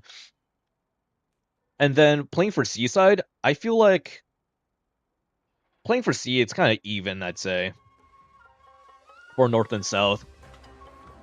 And we see an IS-4 on the side of Draconics. I'm wondering if he's going to be playing for C or if he's going to be playing for A. It's typically one of the corners of the map that you see an IS-4 kind of go towards. And actually, maybe he's going for B instead, because we do see a lot of the Seven Rats tanks are going to be playing towards the seaside. We see a couple tanks kind of go into the river already. Are they setting up a nuke or something? We see Apex are going to go for town. They're going for a very quick, aggressive play into the town, where they're trying to potentially cut off a play from Seven Rats if they decide to go to A. And we do see Tizuzu, Ferocious Kitten, are going to be playing very far aggressive, and we do see Tanks Go Choo Choo does eat quite a few shots just trying to go for the river play, but I think it's necessary for him to bleed just to take the bit of a position that he's going to take, and they do spot Marketman, who's anchoring the deep spawn of the of Apex. And Apex, I'd say this is probably fine if you're Apex, because they have a lot of information on the distribution of the Seven Rats tanks. They also have the Kron, who is relatively unpunished in spawn, and they are doing a good job at covering the Kron Von who's in spawn. Look at the position that Lakami is at. So let me spectate Lakami. So he's going to proxy spot the Seven Rats tanks and just keep them permanently lit up. They're bleeding a lot of HP to Marketman, and Apex, they don't have to really do anything. They just need to keep Marketman alive. He's just going to slowly but surely win them the game, assuming that he does not bleed any further. Unfortunately, he is bleeding quite a bit of damage. Ferocious Kit. All right, yeah, here we go. So, unfortunately, Marketman is just bleeding a lot. And slowly but surely, I guess Seven Rats are going to be able to kill Marketman, which is a bit unfortunate. I thought this position was a bit uncounterable, in my opinion. If you position your tank correctly, there's just no way that the enemy team can penetrate you. But it looks like Seven Rats have done their homework. They know all the angles, and they're slowly but surely going to kill Marketman, which means Apex, they need to make a play. They need to try to play for maybe the spawn, and it looks like they are going to go for the spawn. Let me just spectate that real quick, and it looks like Cobra Blue is leading a bit of an expedition into the spawn of Seven Rats to try to alleviate a bit of the pressure that's being put on Marketman right now, but they don't really have anything that they're playing for. Draconics does fall, which is good for Apex, but they lost a lot of HP with Kami. Kami bled all the way down to 6 HP. Marketman also a one-shot, so actually this is probably really good if you are Apex. So just gonna fly high once again. Apex, Kami, despite being on 6 HP, he is able to stay alive. Tanks Go Choo Choo, but could potentially hunt and pick the kill on him. But on the other side of things, we see that Seven Rats, Ghost, and Trath are very low, and they're trying to put a bit of pressure onto Ferocious Skin and Cobra Blue, but I don't think this is necessarily going to win them the game. I feel like the main brawl is going to be towards the seaside. Mormong G is getting completely clipped out. He's in the open. He's getting completely focused out of the game. Seven Rats with another pickup. 6v5, 6v4. Seven Rats, okay. Seven Rats, 5v3. What is going on? Tanks are like dying, flying off the screen, left, right, and center. Somehow, Seven Rats is able to pick this game as well, as long as they are able to just play for angles. They have a massive tank advantage. They have a light tank who is still alive.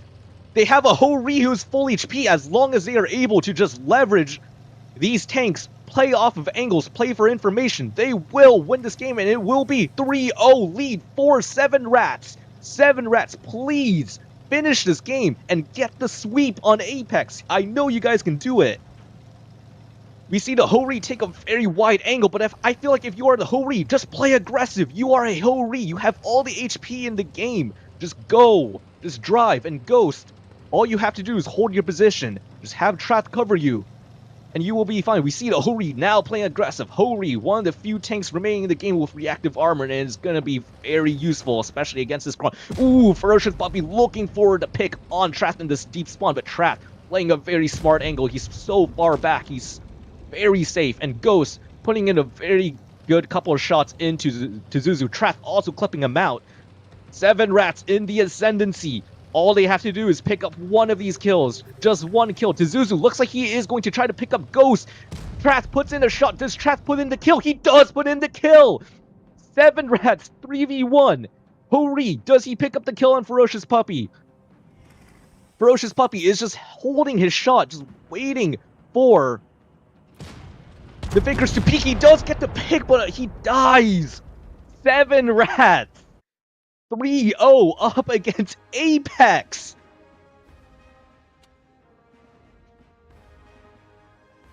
This is this is great stuff to watch. I am very shocked that APX are not playing, a lot stronger than how they are right now, but it just looks like they're a little bit lost, in my opinion. Like, they responded quite well, but Kami losing so much HP to try to alleviate a bit of pressure on Market Man. Market Man, where is he?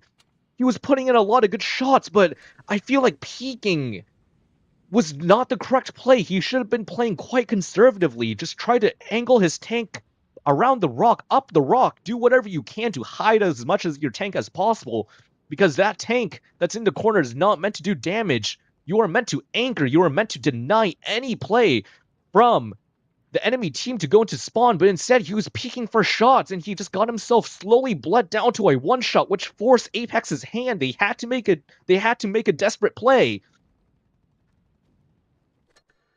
And we're seeing a dominant performance from 7 rats. They're playing the angles. They're playing so well together. Is this Apex's...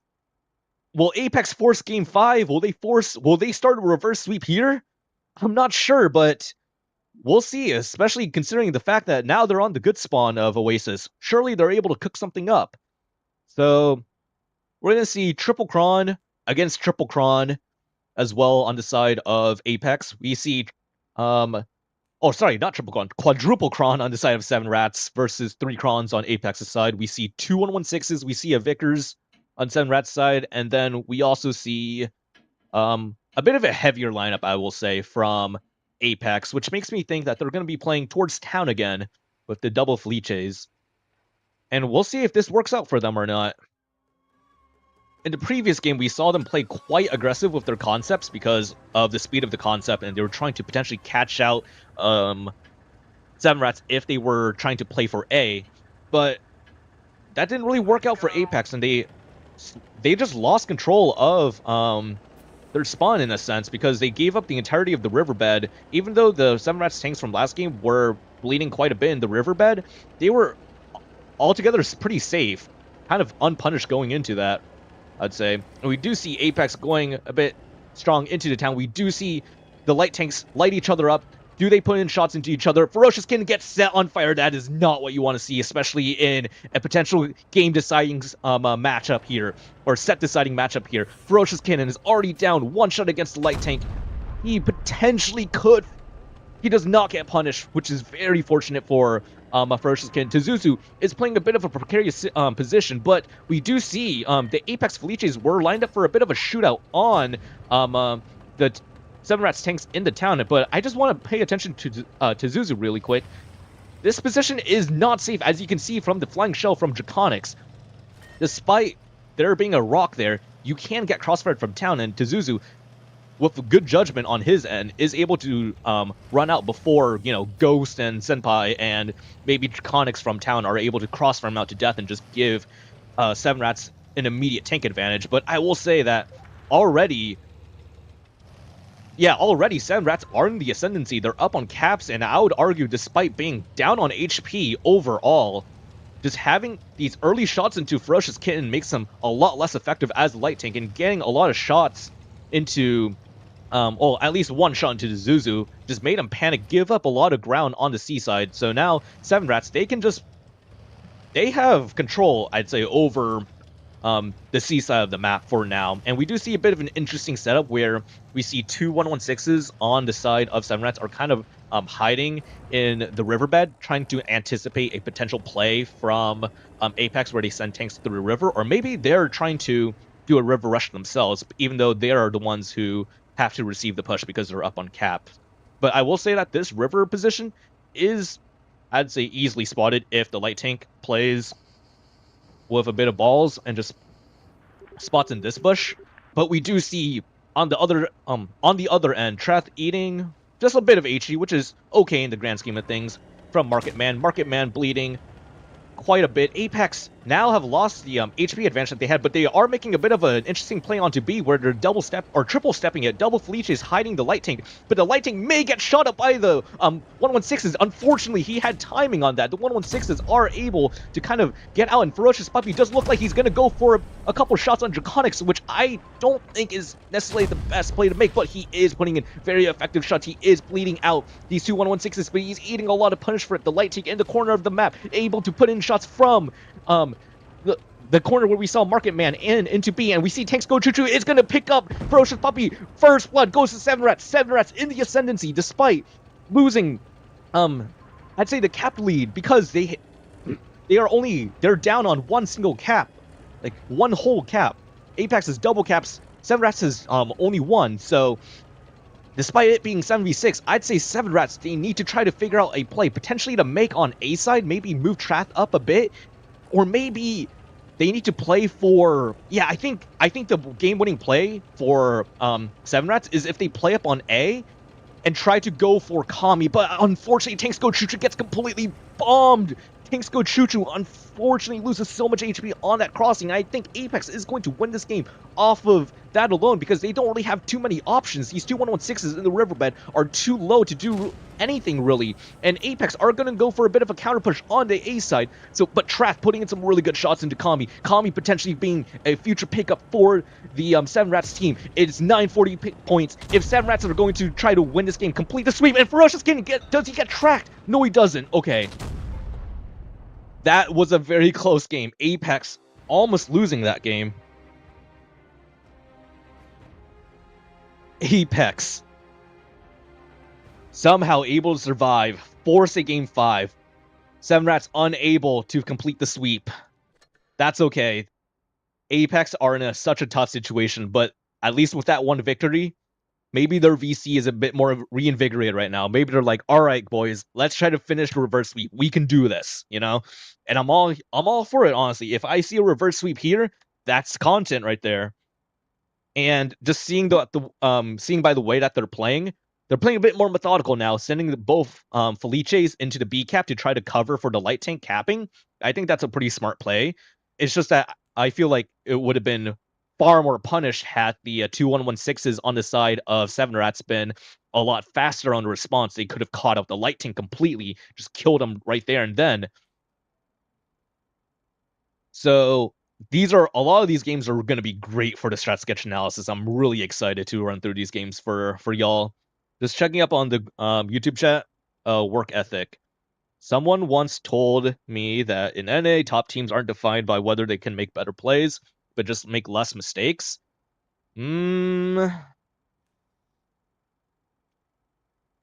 I get the essence behind that message, like whoever told you that.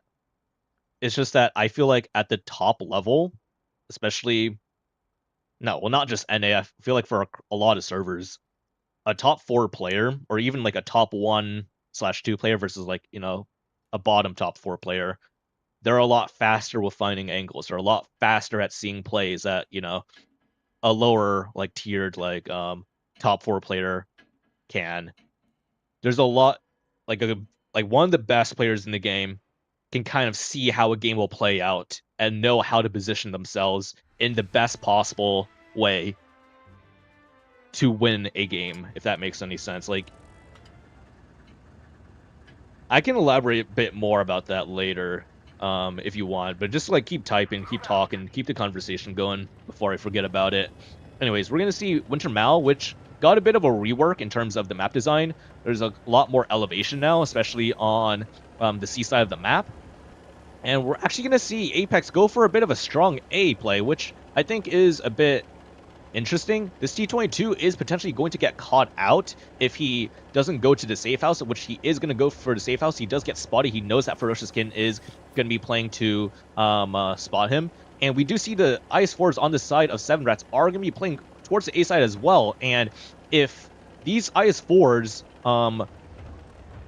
are going to be pressured from the town side. This could be really bad for Seven Rats, I'd say. But fortunately, Seven Rats do have a lot of town presence where they have two Krons. They have Ferocious, they have Tanksko Choo Choo and Senpai, who are kind of driving a bit in the open. And Seven Rats are going to go for a bit of a play into the town, but we do actually see that the T-22 is getting completely caught out. He is going to die. He is dead. And on the other side, we see Seven Rats are going to win the top side. They're going to go for the kill on Ferocious Puppy. They're going to go for the kill on Kami. And we see this IS-4s on the side of Seven Rats are going to be climbing up, go for the high ground, just completely leave these Apex tanks to kind of just dry on the low ground. And I think this is the correct play to make, but they need to commit to this play. They need to pressure up this light tank, prevent these Apex tanks from climbing up the ramp. And Seven Rats, it's 6v5. This is really good for Seven Rats. So you just need to continue pressuring the spawn because now the tanks that are in the town can suppress the Apex tanks that are trying to climb up the ramp.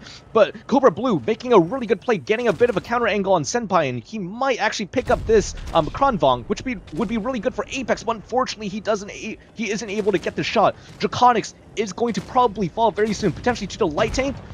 Never mind, he falls to Market Man, but the light tank gets completely bombed out of the game. It's 5v4. This is 5v3. Seven Rats in the ascendancy. Seven Rats for the win as long as they are able to support Black Viper. On the far side, win the wide angle because Tanksko Choo Choo and Senpai are able to crossfire them out from their elevated position in town as well. And Tanksko Choo Choo does eat a massive shot, a massive double tap from I think it was Market Man to Zuzu, but this opens up the opportunity for Seven Rats to make their push down the wide angle of the Apex spawn, and now this is it. This is the upset that I was talking about. This is great stuff. GG's. Well played to not Apex. Well played to Seven Rats. Y'all played your hearts out this match, this set. Desert Sands was some of the best, like some of the best competitive plays I've seen in a while. So top 7. A lot of typing going on in the chat. They're pretty happy. So, well played to those guys. GG's. Y'all played your hearts out. Y'all deserved it. Quebec doing a bit of doing a donut. That doesn't even matter because the rest of the team is there to carry them, which is pretty cool. So, I'm gonna give Ghost. I'm gonna give him a diamond heart. Ghost is the caller for Seven Rats. He's put in a lot of work to be able to pull off this upset. So, well played to Ghost. You've done a good job as a captain. And work. Lo and behold, Choo Choo made the mistake, costing them a 4-0. No, so I think I was a bit harsh on calling Choo Choo out, especially when he got focused out like that. But it was just that his HP is needed to make a bit of counterplay on the A side to try to potentially open up an opportunity for the rest of his team to either YOLO to Zuzu or try to somehow make a play with the two 116s in the riverbed. And I think the game losing play for Seven Rats, so to speak, in the Oasis game that they lost was, if I'm trying to think about it, probably not punishing the B grab as well as they could have. So what I mean by that is when, as soon as the double Fleeches and the Vickers on Apex's side step into B, Seven Rats, they should have just, one, proxy spotted B, and two, pre-aimed the exits to be a lot better. They could have, instead of driving all the way across like the ditch and kind of getting shot on the sides, the 116s could have just angled their frontal armor, right? To the Felices, been a lot harder to penetrate, and also put in a lot of shots either into the Felices or maybe one shot each into the Vickers trying to run away, which would have put him on 200 HP, which means that he's a free pick for the light tank later on in the game. So let me go to Stratsketch and just go through the analysis of these games. Where the hell is my Stratsketch? Okay, here it is. Okay, so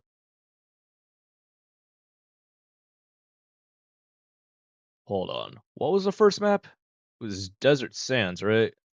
Yeah, why is this out of order? Okay, let me change this to Oasis. Okay, Desert Sands. So game one, we saw, what was it? It was WZTD on the side of Seven Rats going here. Well, initially it was a crazy shootout. So they sent two crons like this. They had WZTD, and I think it was another heavy, kind of like sitting in the back, just going for shots initially. They had the light tank spot quite aggressively.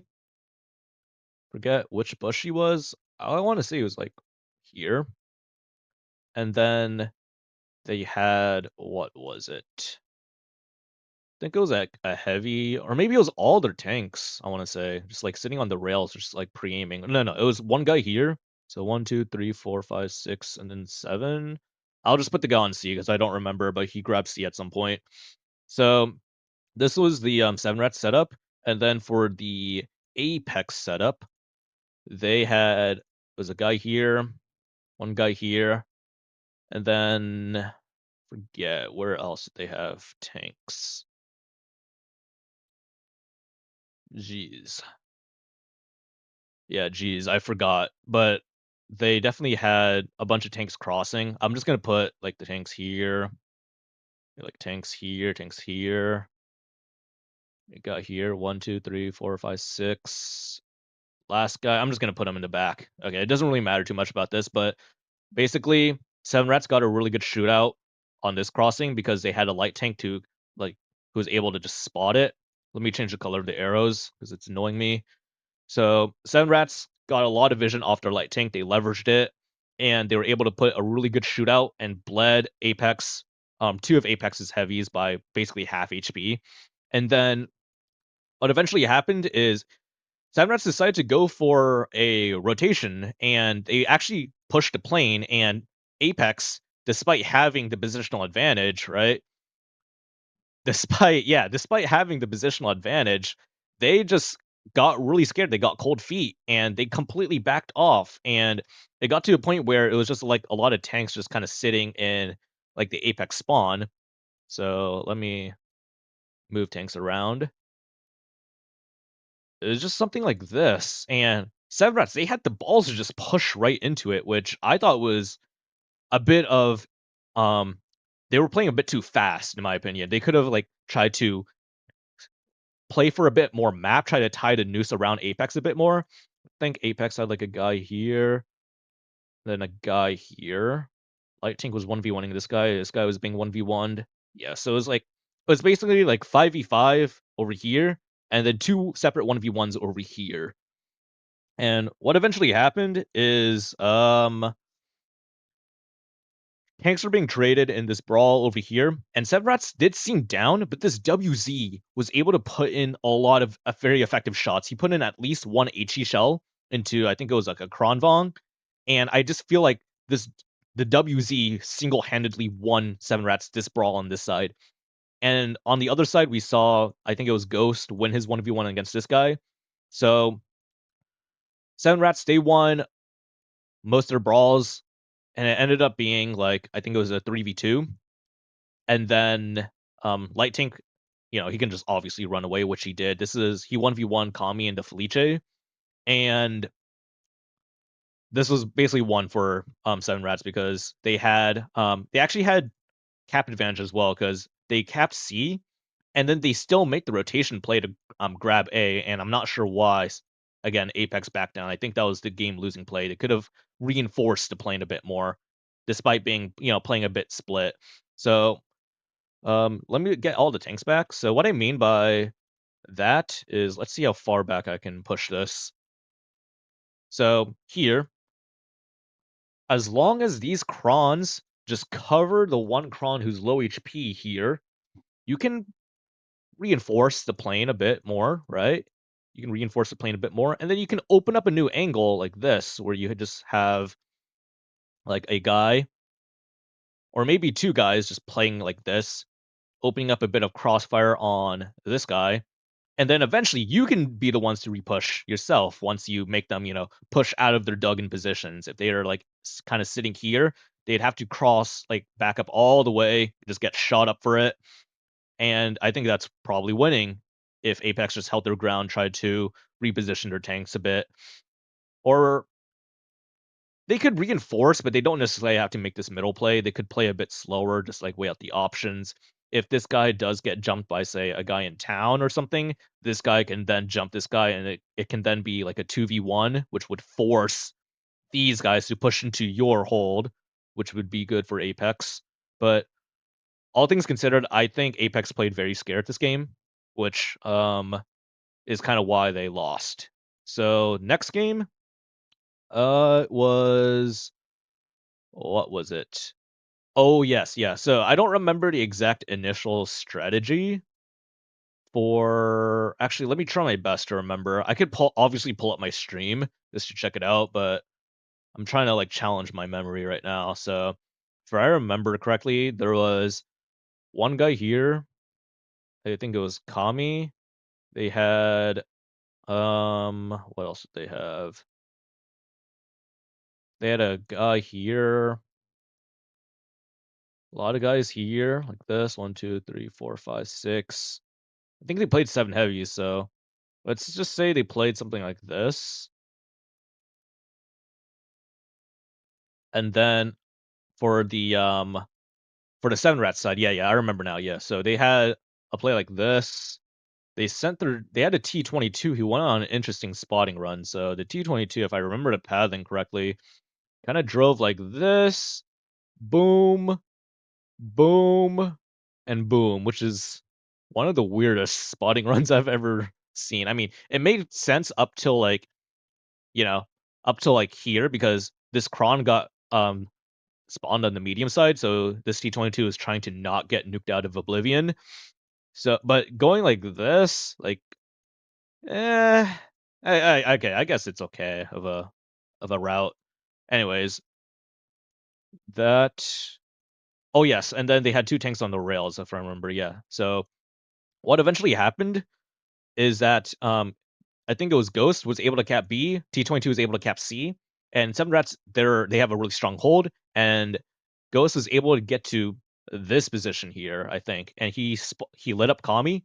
This spot actually right here, you can shoot this Duggan tank in the corner, which is a cool interaction. But it depends on like one, the height of this tank, how far are you speaking to your mechanics, and then um what eventually happened, right, was one tank went here. You had, I think it was 3 tanks here or something, or maybe 4 tanks? I don't remember the exact tank distribution, but what happened was that this cron peaks like this. Or sorry, before that even happens, this guy on the rails overpeaks, right? He has full priority to overpeak. He puts in really good clip into the enemy tanks on the other side of rails. So far, Apex is winning the trades in terms of bleeding and also slowly breaking down the Seven Rats hold. What then happened is, I think, pretty gamer. So this cron right here kind of drives a bit over the rails, but doesn't commit all the way through. There was a bit of hesitation, and what this prompted was a bit of a bait. So these tanks decided, oh, this guy's speaking. Let's look at him. Let's look at him. Let's look at him. Let's shoot him. Let's shoot him. Let's shoot him. And in the meantime, these 3 tanks decided to just push in to, I think, I'm not sure if it was a 3v4 exactly or of a 3v3, but regardless, these 3 tanks decided to push in as soon as they saw the Apex tanks go for the shot on the guy who was kind of like baiting out the response. And I thought that was kind of gamer because one, that's really smart because you know that you're going to be up in terms of the shot advantage in this particular brawl right here. It doesn't even matter if it's a like a numerical disadvantage for you. You know that you're going to be up on shots, and as long as your focus fire and your positioning is good, you're going to delete a tank and force this into a 3v3 if it is a numerical disadvantage, right? You're going to force it to become a 3v3, which you can then, I mean, I would argue probably win, assuming you're able to spread your tanks around and like play for like angles. But either way, these guys pushed in, which is really nice. And then what this prompted is, oh, these guys were like, oh, what the? We have guys in front of us. We need to focus on our brawl. They stopped looking at the rails. So they stopped looking at the rails, and then these two guys initiated their push on the lone guy on the rails, and they completely bombed him. So I just think that the very micro interactions that I just described here was just absolutely lovely to watch. And if you're not somebody who's like played comp at the highest level, that's not something you're gonna like see or recognize. You know, that was a very cool interaction to see. So props to Senrats. That was one of the best things I've seen like in comp as a streamer. I hope to see a lot more from y'all. And then the next map was Oasis. So Oasis, this was a bit interesting. So I think, yeah. So Apex, they had a guy here. They had a guy here, and then they tried to play it very aggressive, where they send tanks like kind of like this, try to take a brawl on A effectively. So what the point of like the Apex strat is by sending tanks to this far up position over here, you are hull down actually there. And especially in a concept, you're gonna get there fast and you're gonna be hull down. And if Seven Rets had any tanks cross towards A, these guys would have just one gone clipped out by the concepts on the way towards A. And then two, they would have been immediately repushed by the Apex tanks playing wide A. So Apex strat was kind of like kill A in a sense. But thankfully for Seven Rats, they didn't even play there.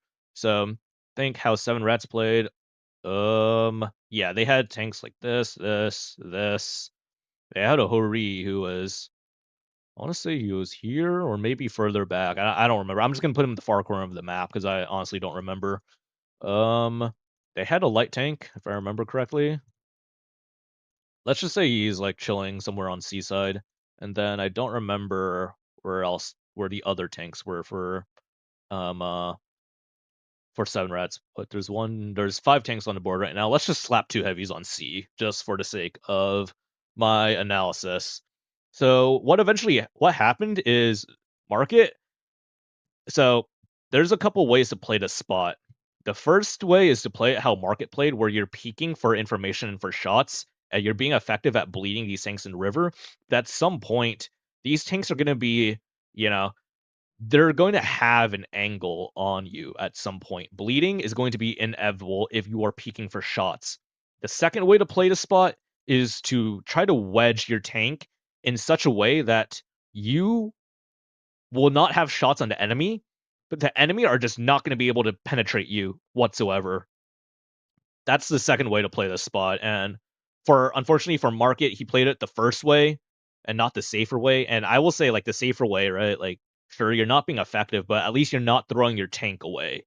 Especially if you're going to be playing, a spot like this and if your enemy is playing into you, right? Sure, you can be effective, but keeping your tank alive or trying your best to minimize the amount of shots that you take is far more important than putting shots in return, especially for kind of an anchor like linchpin position that this spot does. Because as soon as this guy dies, right, Seven Rats has full priority, kind of just like go into spawn if they so desired. So Sand Rats, they could keep guys here to proxy spot this guy. The light tank could potentially sneak in, and this could be a potential crazy angle of crossfire for Sand Rats if the light tank is able to, like, say, sneak and spawn and open up a new angle. So, um, unfortunately, this guy he just got bled out from these positions. I forget if there's another spot to hit it, but these are probably like the main 2 positions to punish this guy. So, Seven Rats, they did their homework, they knew the angles, and they killed the guy in the corner. And then shortly after that, um, well, before, not shortly after, but as this guy was trading, he was also trading with these guys who were somehow bleeding a lot more than I anticipated from them to bleed. Maybe it's because Apex had, like, guys like, like, maybe guys like this or something, or maybe these 7 Rats tanks were overpeaking, I'm not sure, but somehow they were bleeding a lot, and then Apex decides to go for a bit of a counter push into the riverbed, and, I mean, it worked out for them initially because they picked up 2 kills, I believe. So they traded 1 for 2, but their Felice Lakami, he was 6 HP. He basically just threw his whole tank away for that, repush. And 7 Rats, they were able to just capitalize and kind of win. I believe it was the other side of the map. It was like a fight over here. Or no, no, sorry, it was like a stalemate on this side of the map. What am I talking about? So they were like playing like maybe like 2v2 over here. And when 7 or when not when 7 Rats, when Apex tried to repush C, it felt like they weren't together. I don't remember the exact tanks distributions on the C side because I was kinda flying all over the place, but let's say, hmm, definitely had a guy here. Say they had, yeah, let's say they had, like, guys like this. So, yeah, it was something like this, but really quickly, as soon as Apex tried to make the replay onto C, I think it was Market Man just got completely caught out or something, just completely clipped to death. And Apex, and when you have to trade damage for distance, that's no good, right? You're kind of pushing into, 7 Rats' setup. So they lost a tank for that. And then this kind of fight in like the spawn, it wasn't really like evolving to much. So Apex kind of like wasted their time, I think, on this side of things when the main fight was over here. And I think Kami somehow did get picked up. Actually, oh, I remember now. Yeah, yeah. So somehow there was like a 7 Rats tank in like the spawn of Apex or something, like just like on this like town side. I'm not sure where he came from, but I think he picked up the kill on Kami and had really good crossfire on the rears of like these guys, if I remember correctly. I could pull up my stream, but uh again, let's challenge my memory. So I think 7 Rats, they played the angles very well. They knew exactly how to punish the guy in the corner, like for the Apex setup, and they won because of that. Now the second game, I think Apex, they ran like double Felice. Don't rem I think they were here. Double Felice here. A lot of guys A. They had Concept here and then the Vickers here. So the Vickers was just getting completely outplayed on Apex's side. Like he got set on fire. He ate like an additional shot. He was down 500 HP against the 7 Rats light tank. So kudos to the 7 Rats light tank for kind of outplaying Ferocious Kitten, I think. And then I think what was the rest of the setup? 7 Rats was like this. They had, I think they had like something weird like this. They had a guy here, I think. Maybe further up. Nah, actually no. Let's give him back. And then 1, 2, 3, 4, 5. I don't remember what the last 2 tanks were, I'm not gonna lie, but anyways, the game deciding play for this game was when Apex decided to cap B with double Felices and a light tank. And if these 2 tanks in the river, this is their role, right? They had all the freedom in the world to try to play like this. One, proxy spot whatever it is in B cap, and two, punish it before it exits. Because if they stay here, what you can then do is maybe, have some tanks in deep spawn, play up for a bit of an angle, and just completely nuke B cap. Because these guys in B are not safe at all. And I think 7 Rats, they were playing for the angles. They did pick up one of the Felices. The other Felice was able to back out. But the Vickers, this guy was already bled, mind you. If he ate 2 shots from these 116s and potentially another shot from like a heavy, peeking from town, well, that shot is probably not possible considering the two Felices in front, but these two 116s from the side could have definitely put in one shot each into the Vickers, making him a one shot, making him completely useless for the rest of the game. They could have been a lot more effective rather than do what they did in the actual game.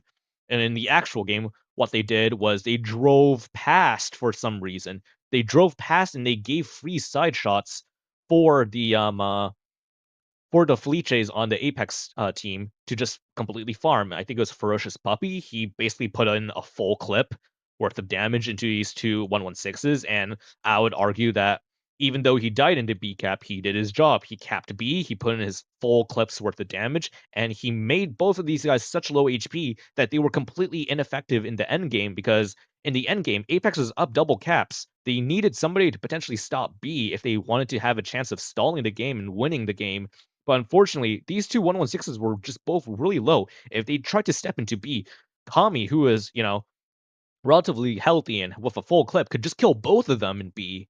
So I would argue that just Seven Rats not punishing the B grab hard enough was what sold the game. So that's my analysis of Oasis. Now, Malinovka. Malinovka did get a bit of a rework. I will say that I think the North spawn is a bit harder to play A side from just because of all the open crossfire there is. So, we see T22 on the side of Seven Rats go here. We see double ice fours kind of play here, and then they make a bit of a gamer rotation, which I'll talk about later. But we then see, I think it's Kron. I forget where the last guy is. One, two, three, four, five, six. Maybe it's four guys up top. I just don't remember where the last guy was. Let's just put him like up top in town, 7. Okay. And then for the Apex setup, we have like a guy here. We had a guy here. No, one house back. And then we see Vickers. Oops. We saw Vickers and then 4 Apex tanks just go to the corner. So it's kind of like a 5-1-1 split. And what immediately happened is these Apex tanks are like, we gotta go for the bait T22 because usually whenever a tank plays at this house, they're typically like, just a bait trying to like hold as long as possible. The T22 actually decided to run out, which I'd argue probably bought him a couple more seconds of life. But these Apex tanks, they completely steamroll him. He's gone. But what I really like from Seven Rats is that as soon as they saw that these IS4s decided to actually rotate out and climb up the ramp, and I think this maneuver just 100% won the game because even though Apex, right, were able to pick up a T22 on the top side, Seven Rats had a massive numerical advantage. They completely kill this Kron, so they effectively trade one for one on each side of the map, and then they had another kill lined up for them. So that guy, or they trade one for one, and then they have another kill lined up. And the only way for Apex to try to convert and come out on top is to try to pick up these 2 kills on the IS4s, but there was nobody intercepting them. So these IS4s just got a free route basically to just kind of climb up the ramp and just get out of harm's way. So I think they climbed up like this, if I remember correctly. And they were trying to fight, like, I think it was a heavy and a light tank here, but it was just way too late for Apex to really do anything. Because as soon as the IS4s got out, you have, effectively 4, I guess, like 3 or I guess 4 heavies, just low ground. You have the rest of the Seven Rats team just playing the top side, which they, played pretty well. And then slowly but surely, just Seven Rats just kind of tied the noose around Apex's neck because they had top positional advantage, they had gun advantage, they had HP advantage, so it was just a matter of time for them to just, you know, finish off Apex. So well played from Seven Rats. I thought it was a pretty exciting set, and I hope you all enjoyed my stream. I do want to end things off. Oh my goodness. Where's my OBS? Or So I hope you all enjoyed this set of games. tomorrow I will be watching. Actually, let's go through the current matches actually. So we see Origin 4-0 Moonkeys. So Origin, they're undefeated so far, which is pretty exciting. Like they have not even dropped a single game. So let's see if Seven Rats are able to put a dent into Origin's record so far. And then we're gonna be so I think Seven Rats versus Origin. I don't think I'm streaming it.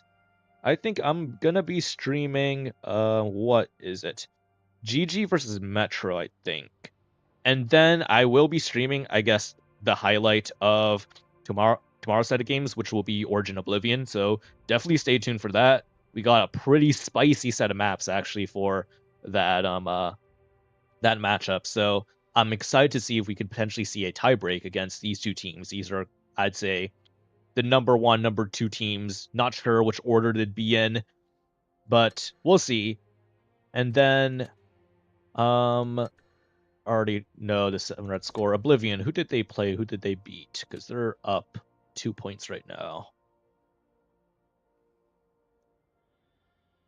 4-0 against Metro. So Oblivion, 8-0 record against, Origin's 8-0 record. Maybe Oblivion are going to 4-0 Moon, and maybe, well, I would hope not maybe. Maybe Origin could 4-0 7 Rats, and we'd see the two potentially undefeated teams go up against each other, which would be pretty cool.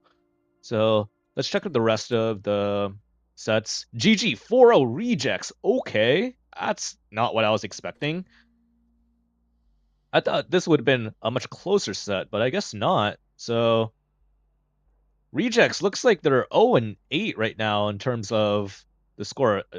Do they have all their players playing? Is there something going on behind the scenes? I feel like rejects should be playing at a higher level than this. Maybe they just don't have maybe they're playing with 6 or something. I'm not sure. Metro 0-8. I mean, considering how I saw, well, to be fair, they played the two hardest teams in the bracket, so this is understandable. I hope to see a closer set of games between Metro GG. So this set I will be streaming tomorrow, so I hope it's going to be an exciting set. Let's check out Moon. Okay, Moon. Oh yeah, right. Moon got 4-0 by Origin, but they took 2 games off Sunrat, so they got some promise. They got some fight in them. They took off more games off Sunrats than APX did, which is something interesting to note. Anyways, so cool set of games today. I'm gonna probably go to bed right now. I'm tired as hell. Got a lot of work to do tomorrow, and yeah. Hope y'all enjoyed tonight's stream. I hope y'all will show up for tomorrow's Origin versus Oblivion. That's gonna be pretty exciting to watch. I'm more than certain.